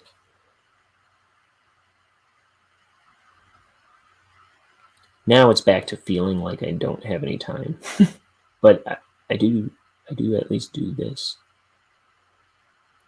Like it's pretty rare that I don't draw anything a day now. And this is all in the margins of my life. Like, I have a full-time job that is not art. So I just squeeze it in whenever I can. the worst part is my day job is like the schedule is so random for me that it doesn't make things easier to not have a regular schedule to work on stuff.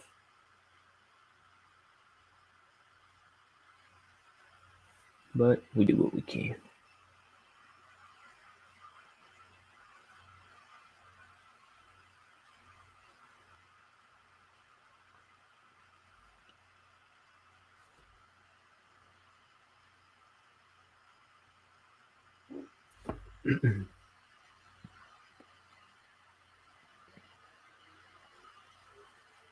Ooh. I have a cup of tea that I was going to make. Here, let me... I'm just going to pour it. It's right out in the hallway. I'm just right over here. Here's the tea bag. Here's the water.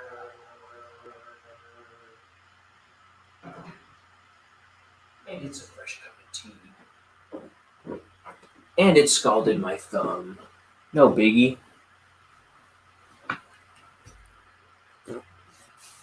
Yum. Scalding water.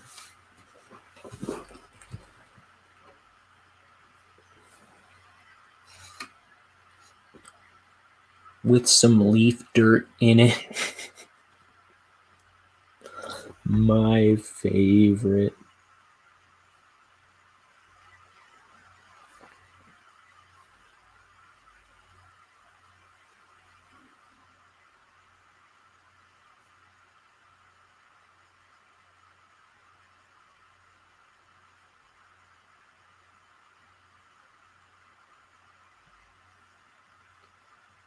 Okay, does that look like clouds?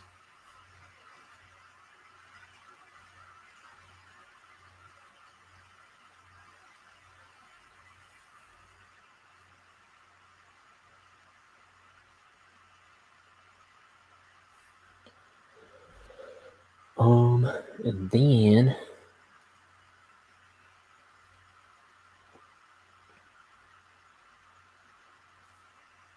okay, we got some grass back here.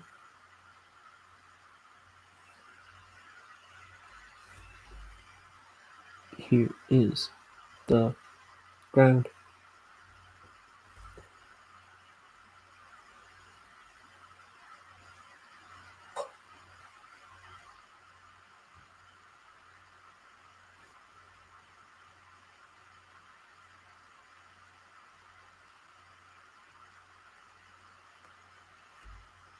These weird flowery things. I don't mind making weird plant life on this planet because we're not from this planet. This planet's called Planet Montana. And the reason for that is because I don't think you can see it on the back cover. Let me see. I'm pretty sure he's covering it up. I don't think I wanted to put it on the back cover anyway. Where is it? There it is. I'm crashing into my space heater back here. So this guy, Billy TV, he's from Planet Montana, and he usually, on his t-shirt, it says Butte, B-U-T-T-E, like Butte, Montana, which is something I put on his shirt when I first designed the character, because it was something I had on another character in another story I was trying to make at the time. And when I was making characters from out of town, I would just put Butte on their shirt, like they were from Butte, Montana, because it kind of implied that they were from out of town by having the name of another place on their shirt. And then also because it looks like butt, and I thought it was a dumb, funny joke. And so when I designed an alien character for this a long, long time ago, like 10 years ago, is when I first made up the Bonehead characters for something else.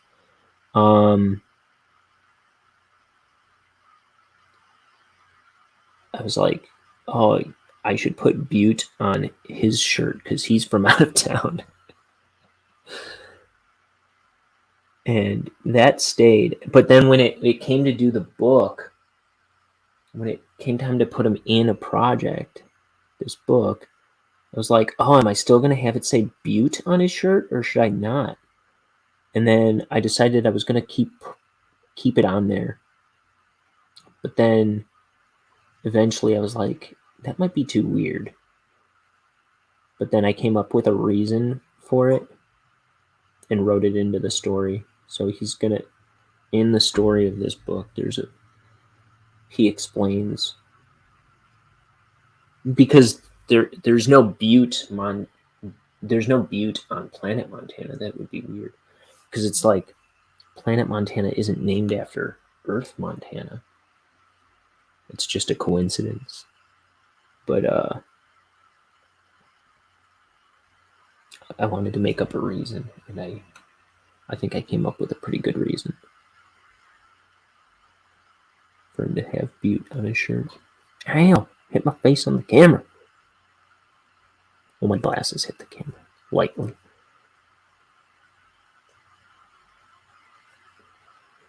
Which hasn't been happening as much lately, but it used to happen like at least once per stream that I would hit my face on the camera.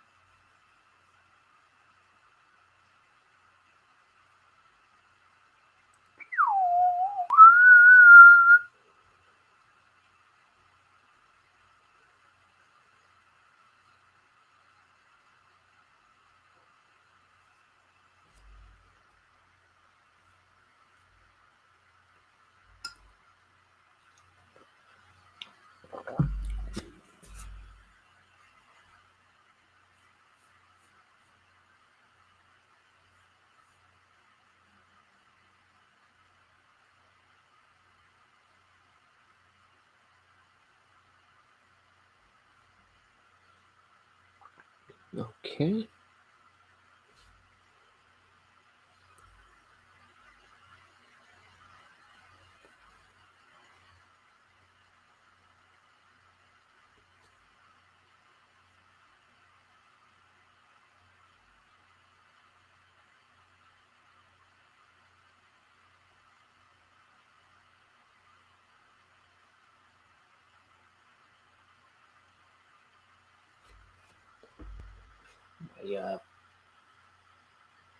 My bristles were getting too dry and they were splitting.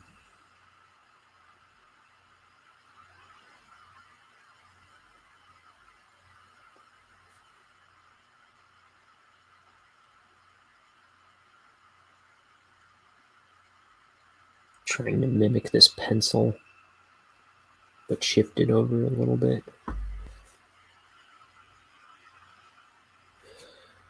Okay. There we go. I think that's that panel. Let me do some dirt on the ground. Some little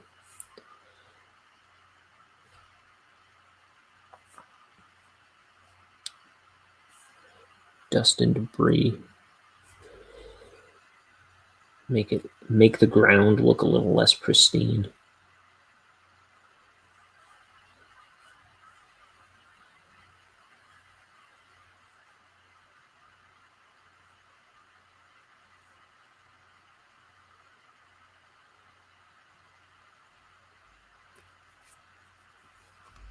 It's not ink on his shoulder. I don't know what that was.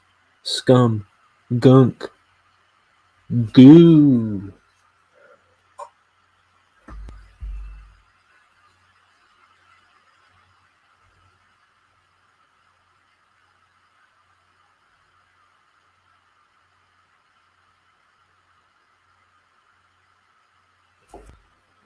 Okay. That might be a little too much right there. I might go over some of that with the white. Yeah, I'll get that up. Sakura Jelly Roll. The old handy dandy Jelly Roll pen. Which doesn't always go on as thick as I need it to. But this will. Boom, this is going to blow that ink out of the water.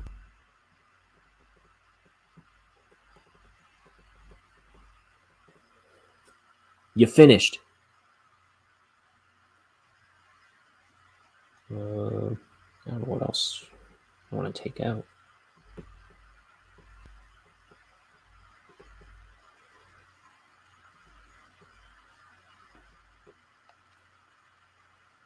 You busted.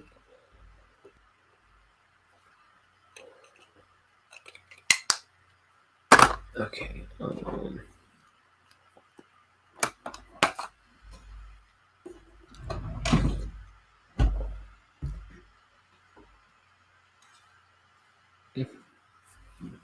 Okay, one last panel. And I might do another stream today, do the next page later today. Maybe. I have to edit this video for my brother. So depending on time, I will do another one. But if I can't, I can't.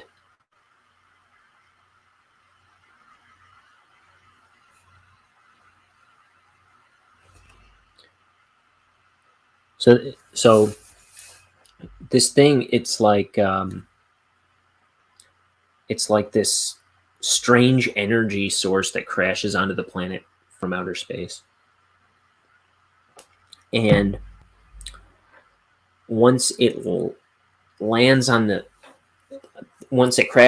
the planet, this planet that's been like desert and it's drying up and like there's little to no water left and all the people were sure to die soon. Like in the coming generations would probably die off is the idea. And this thing crash lands on the planet, and suddenly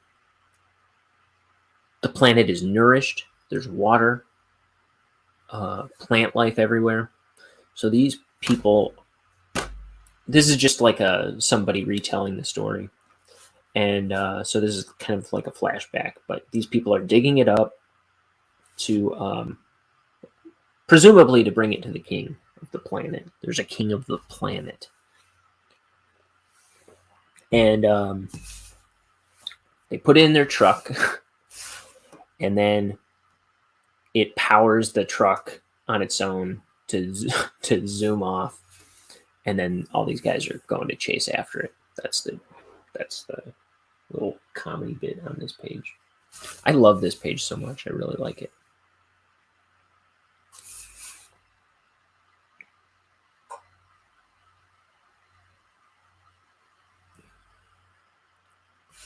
Oh, I thought I was looking at the wrong panel on the screen.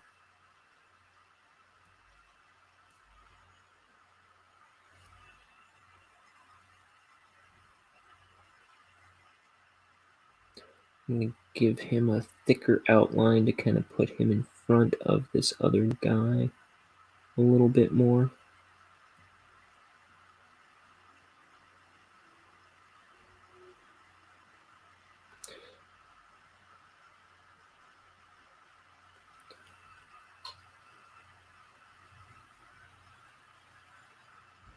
I should have put this more up here. I'll wipe that out as well.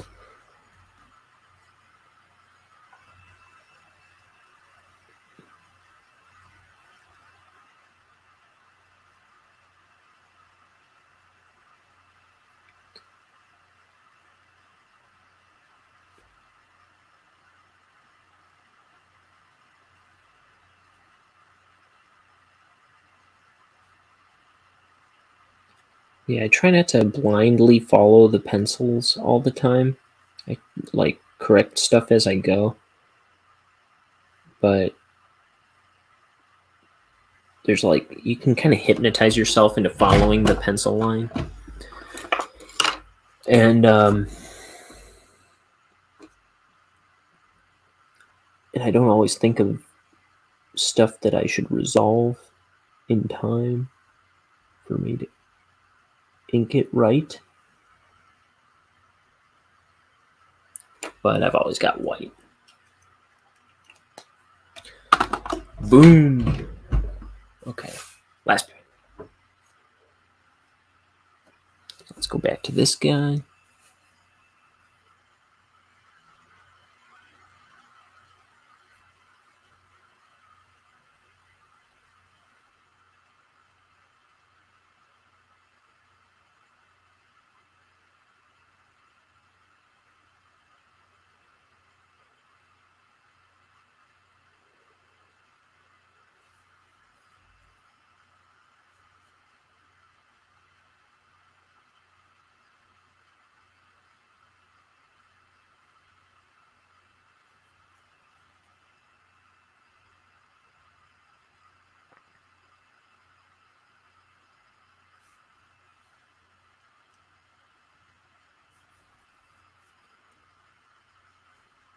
Oops.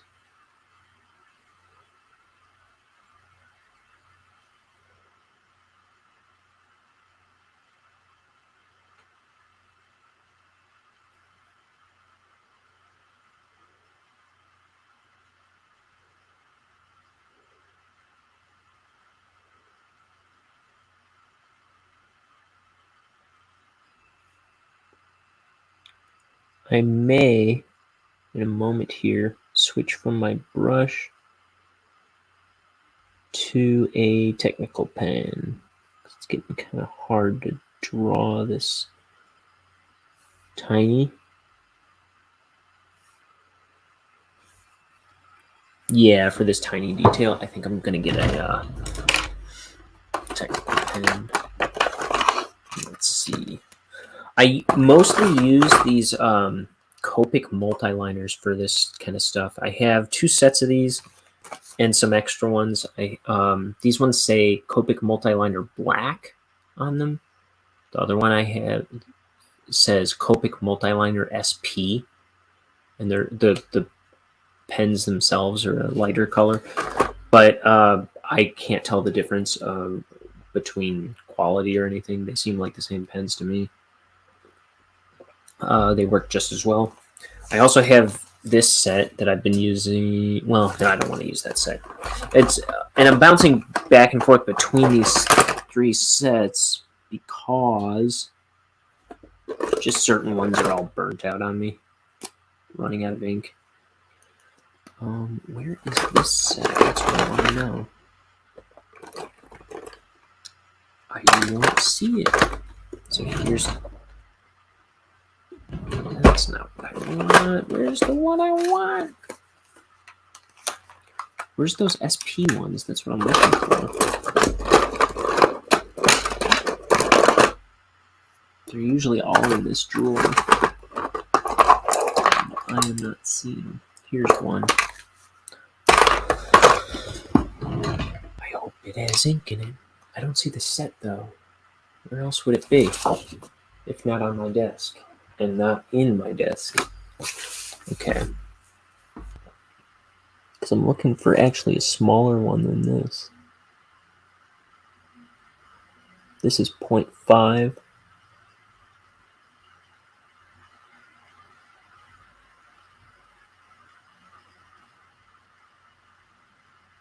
A little large for my liking on this. But I'm making it work, I guess.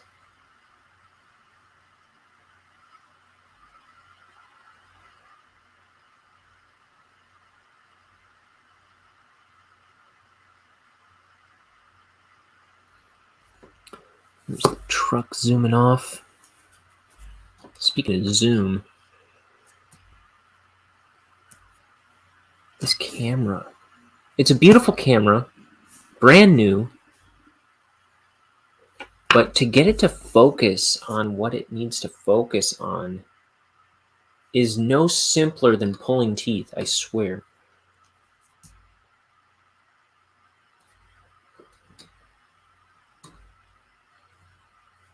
Jiminy Christmas.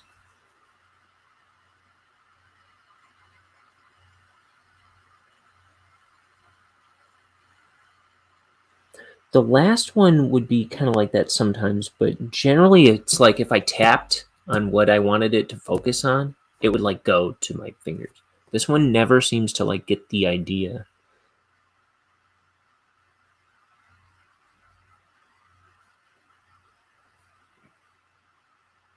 And this is a superior camera. It really, like, it's a brand new Logitech. It's the C22, which last I looked into it, it was like the more, like, the most current one, I think. I don't know.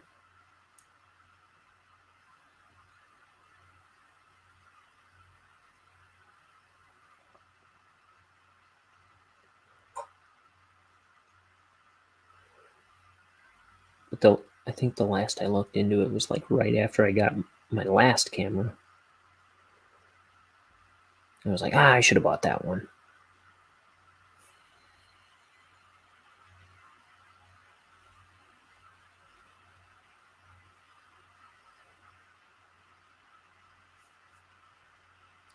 Here we go.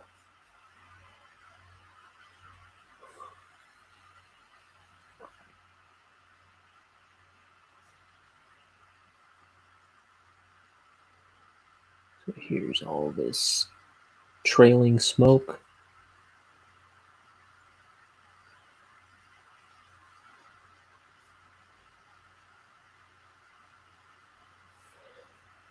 There we go.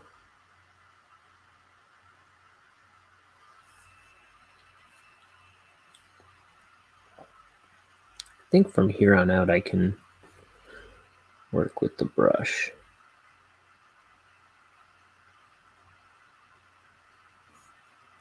I didn't need that line. I thought it was the road, but it's not.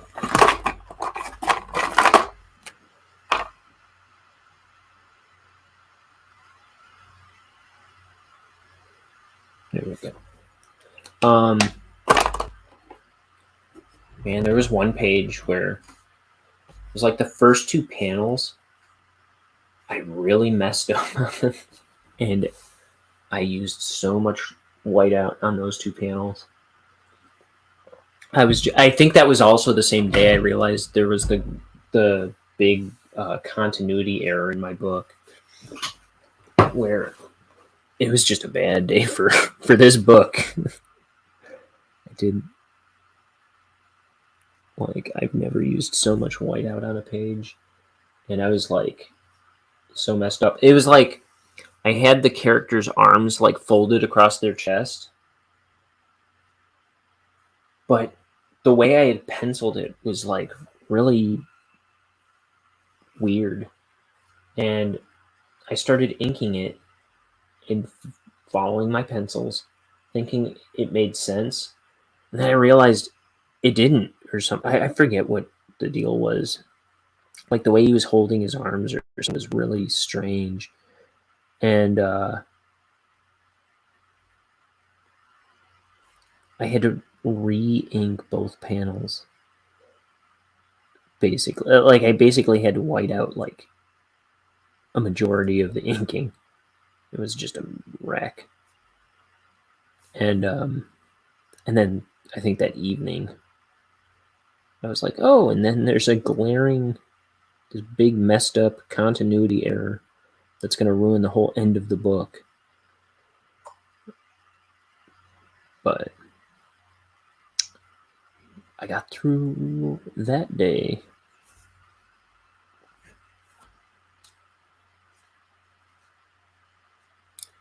It's just problems. You figure them out. You move on.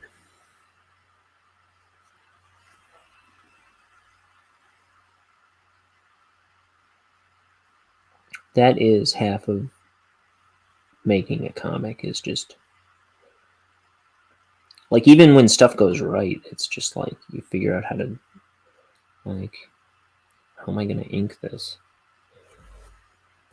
Like, because there's like different ways you want to do stuff throughout, like from page to page. It's like this guy's all like half in shadow because he's being lit from this side by this meteor crashing. Or like there was another page where, yeah, it was like a lot of lighting stuff like that, like all throughout the page, because there's like a laser gun was going off on every panel. And I was doing some like hatching stuff in the ink on that one, and I don't know. It's like you get to a page like that, and you're like, what am I gonna do? How am I gonna ink this one?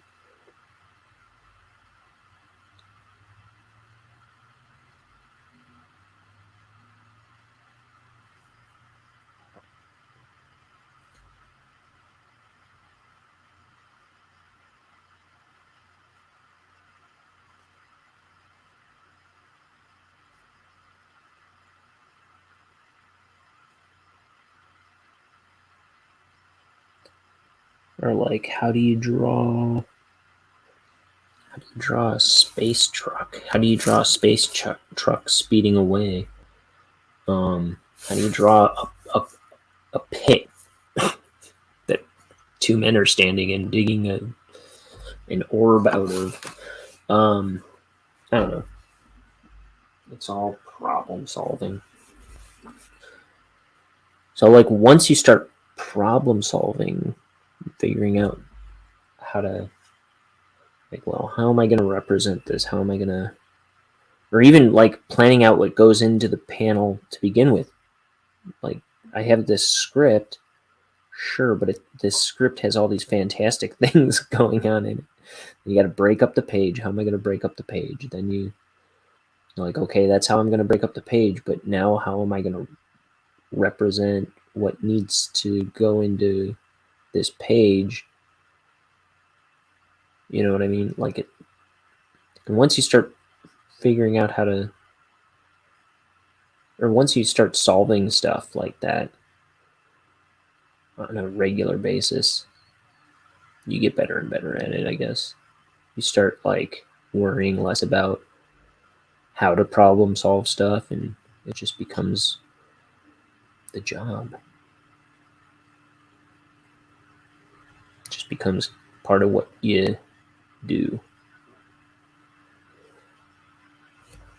Oops, I'm kind of off screen here. Let's pull this down.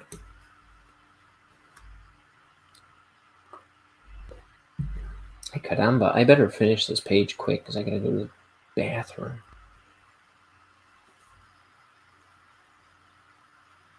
If you know what I mean. I mean what I say. I don't mean something other than going to the bathroom.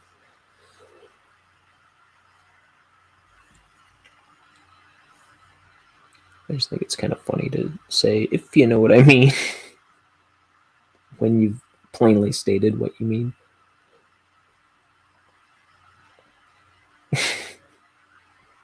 There's some line in an episode of that show Community where, I think it's in season 1, where Senor Chang, the Spanish teacher, he says he's like this big jerk, right? And he's like, and then she stormed out of here like it was tampon time, if you know what I mean.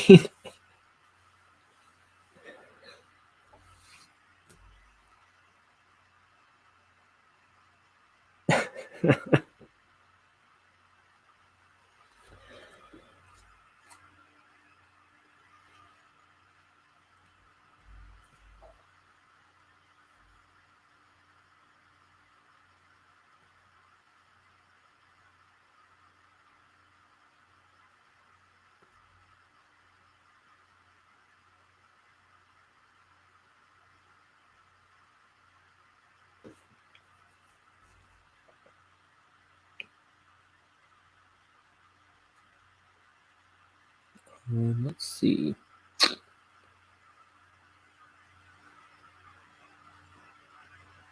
This leg is kind of weird.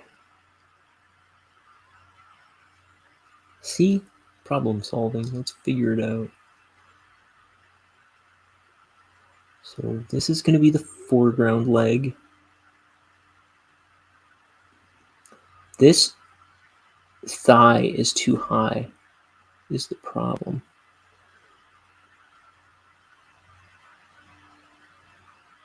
So we're going to lower that.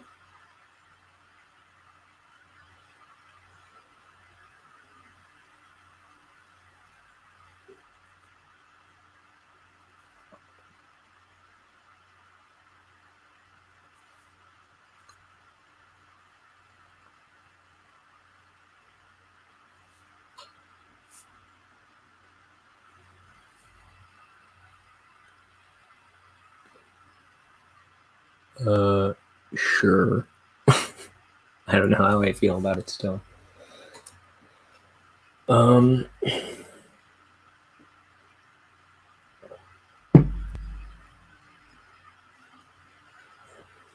It's better than it was. This much we know.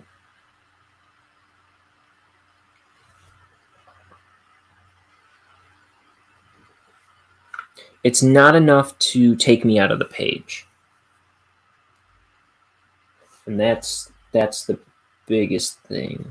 Like, I can tell that if I was flipping through a book,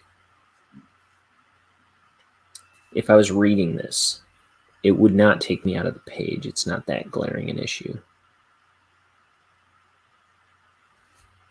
Because the one thing I don't want is, like, you want, you know, as somebody's reading the book, right? You want them to, like, you know, maybe stop and look at the art here and there, sure. But what you don't want catching their eye is glaring mistakes. Like, because then they leave the page with the taste of, that was weird looking art. You know what I mean? So it's like you don't want your book filled with sour notes.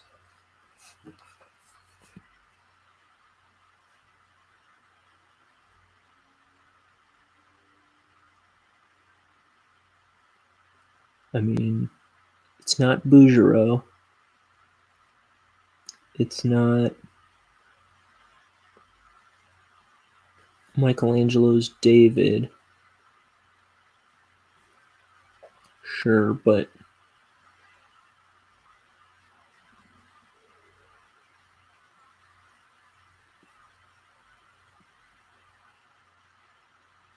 at least it's a decent cartoon. That's what I'm going for. Decent.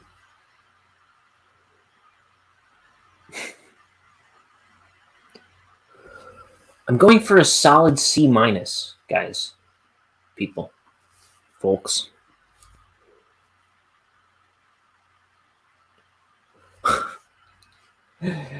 That's like the the streamer language is always, guys. Hey guys. Hi guys. So today, guys, we're going to be talking about guys.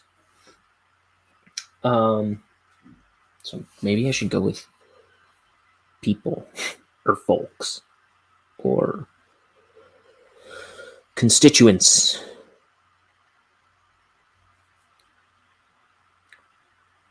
Butterballs. Little rascals. Hey, you little rascals. Welcome to the show.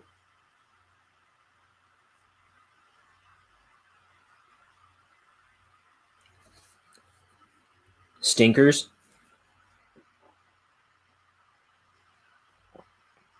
That's what I call my nieces and nephews. You stinker. Which kills them.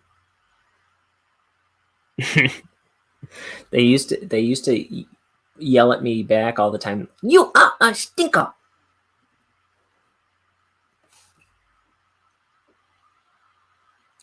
I'd always go, "You stinker."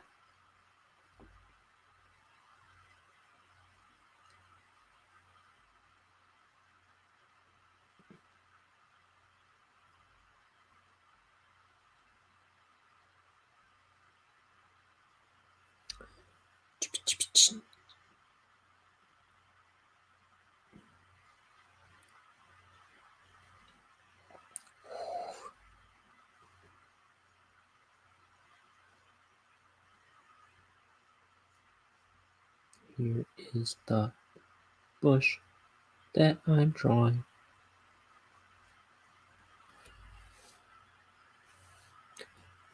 This is where my brush is, right where I have it. This is the thing that I'm drawing currently.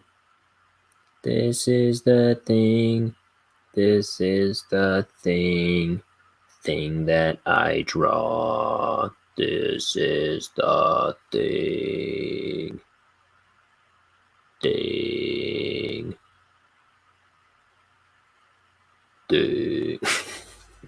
Sorry. I'm on autopilot.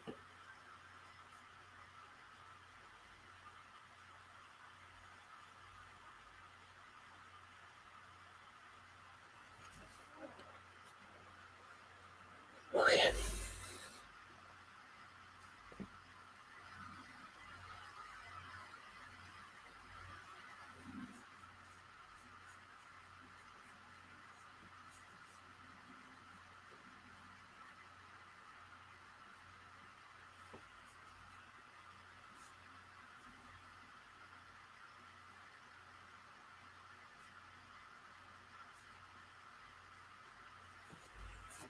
Let's see.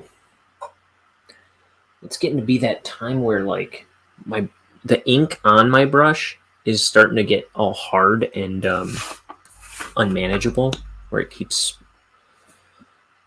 it's kind of like drying up as, pardon me, like the ink won't stay wet on it and it keeps splitting the tip.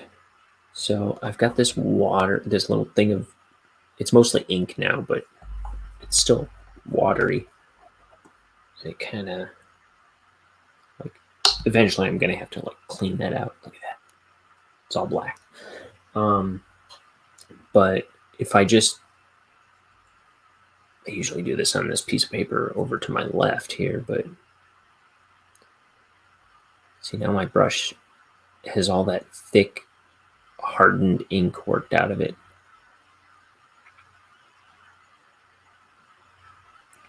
Okay. Pants. Rub my hand on my pants. Okay. No, it didn't make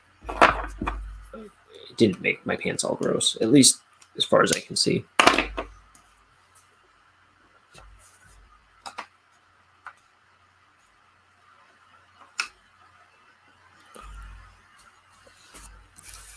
I'll go to church later and some lady will faint at the sight of my filthy pants.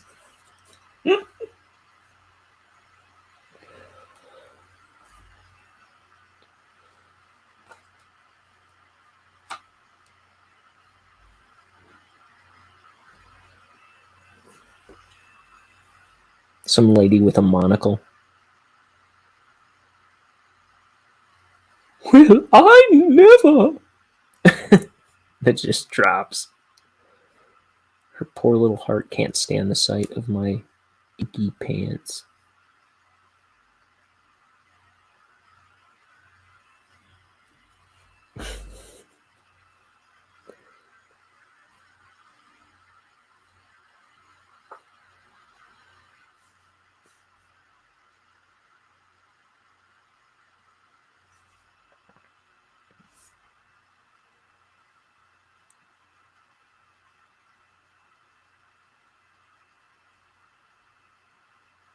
You said you was high class, but that was just a lie.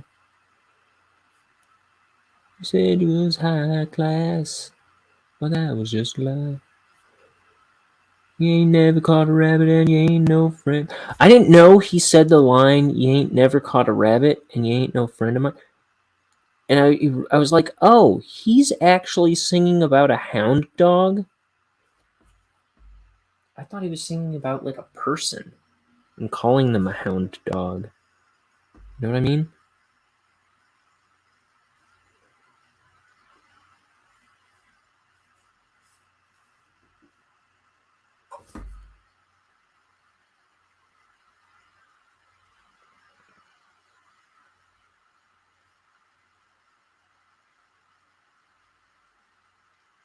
I think me and my sister were realizing that at the same time a while back, like maybe a few years ago.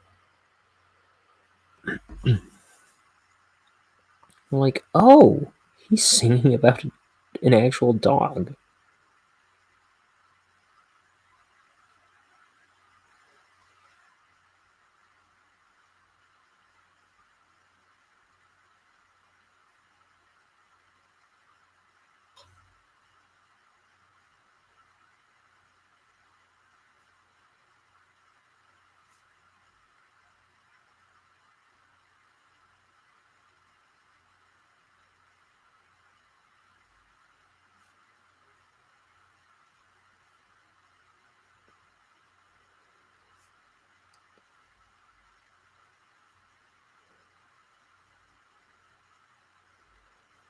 In the Big Rock Candy Mountains.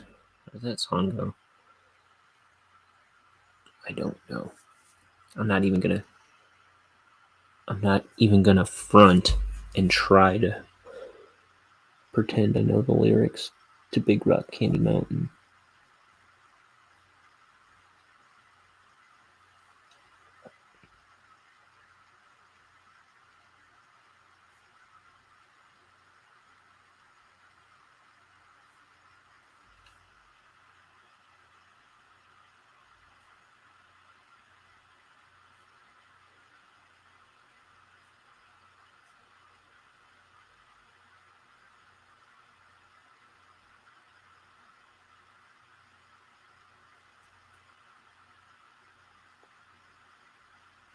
Here's this guy.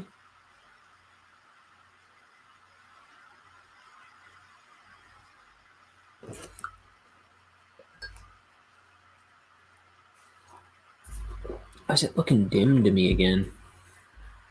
It's as bright as it's gonna get too, I think. I've got the light shining right on it. Let me move. Yeah.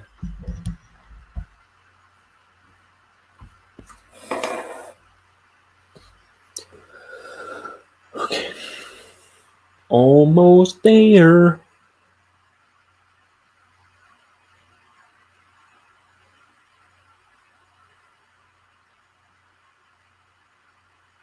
Oh, so I was saying, I on my face. My dang old face. I hit my glasses on the camera again. I'm not really hurt. I'm just a big crying baby. It's my brand. Whee! Plants.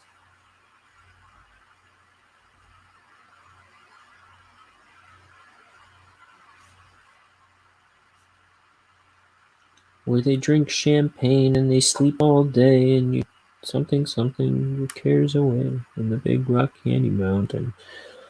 I have zero idea if that is accurate at all, but it might be.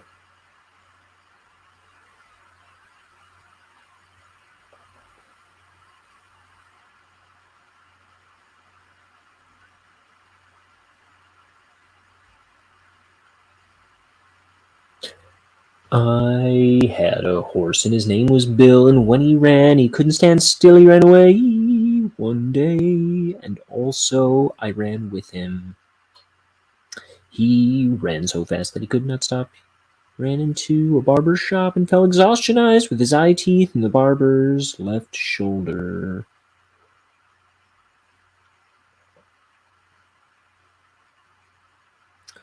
That is a guy I was talking about earlier named Brian Irwin. I really like. But I haven't listened to that song in a while. Or his cover of Big Rock Candy Mountain. I've just had him stuck in my head lately.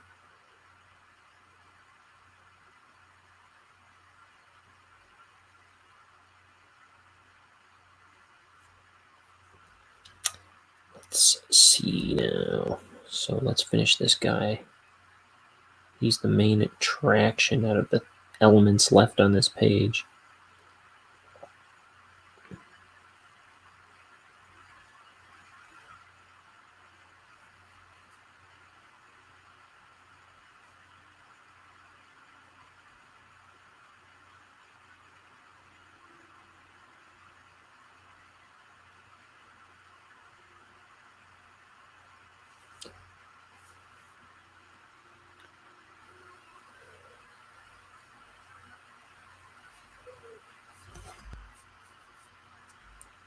Here's some kind of bush. It barely looks like a bush. It looks like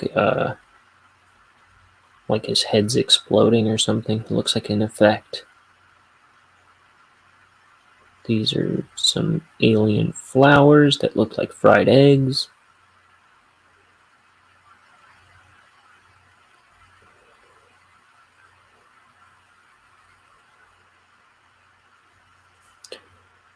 Here's a bush that looks more like a bush. Or a lump of mashed potatoes.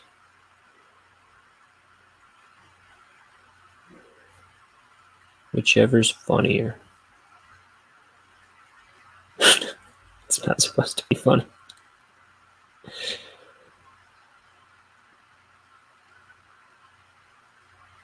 It's a bush in the background of a shot.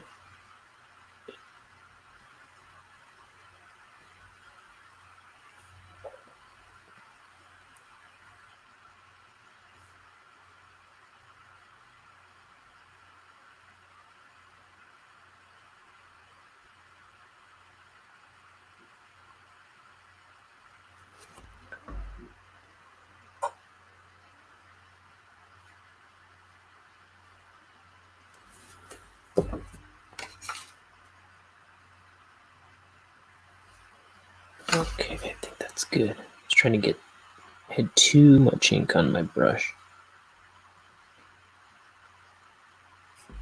Oh, I think one of my roommates is home. I think. Either that or someone's breaking into my house. Or there's a cat around here somewhere. Maybe the cat is tearing the furniture into pieces. Could be that. I'm hearing something, is what I'm trying to say. I hope it's not the burglar one. I had a dream last night that I saw a bunch of people. No, there was some kind of some war vehicle moving down the street, and it was full of not any kind of military people, but it was just punk people with assault rifles and stuff, and they were marching down the streets, and it was at night, and they were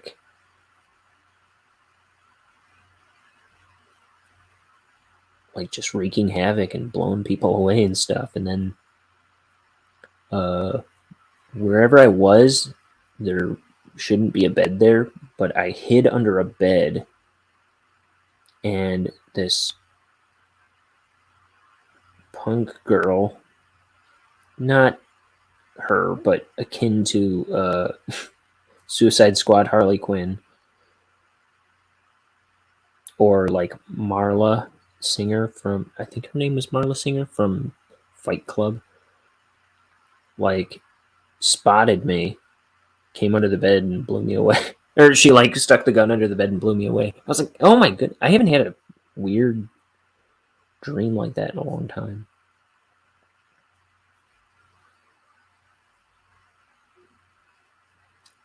Maybe it's my concerns with the state of the world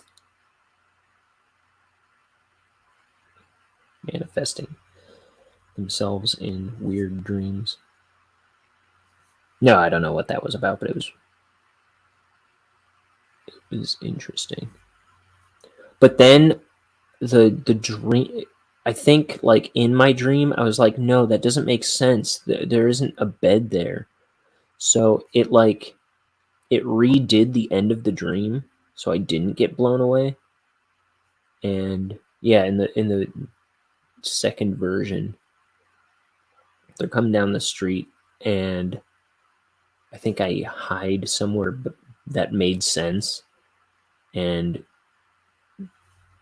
they didn't even come after me that time.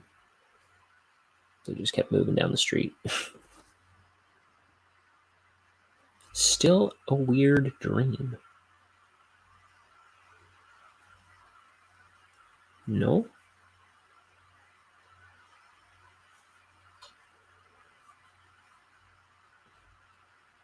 It's probably the first dream I've ever had an alternate ending to. Though I have had dreams where I just dreamed the same dream multiple times, and it with varying results. Like I would just have recurring dreams once in a while. I don't remember of what, but I remember there was a dream when I was a kid, like elementary school age, I think. Yeah, maybe I was in middle school at best. But where I had the same dream of like being chased by Chain Chomp, from like Mario 64, or I guess he's probably in current Mario games. But then he would have been in Mario 64 most prominently. And it was like, the barking ball on a chain. Whoa, whoa! It comes after you in like Mario Kart and stuff. He was like attacking me. It was like a different dream, but it was like the same setting, premise, all that. That one I had, I think, only 2 or 3 times, but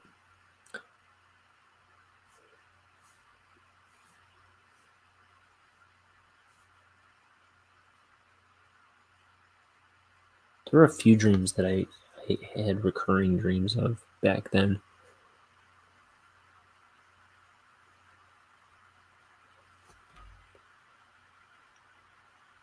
I'm pretty sure this was the first dream that I had 2 separate endings to in one go.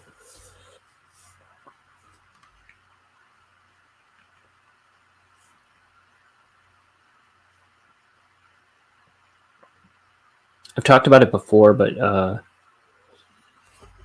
also elementary school. When I saw the movie Twister, which was about tornadoes, I started having dreams about tornadoes all the time.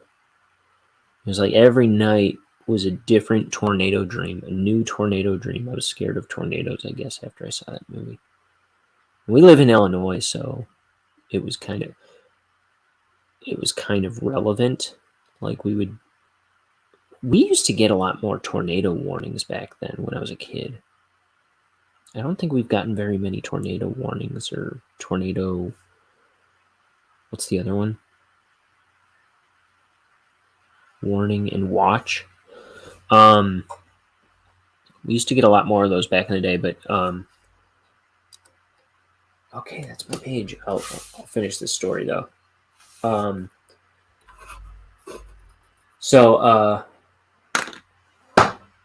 Yeah, for the longest time after I saw the movie Twister, I would have like just strange tornado related dreams where like I remember, like, first it was just like I was hiding from tornadoes, or like a tornado was passing through my town and something got destroyed or something like that. It was like, then over time they started to get weirder. Like, I just remember there was one where, well, there was one that freaked me out because it was the first time I ever died in a dream, where like I remember like a tornado was coming at me and I was like,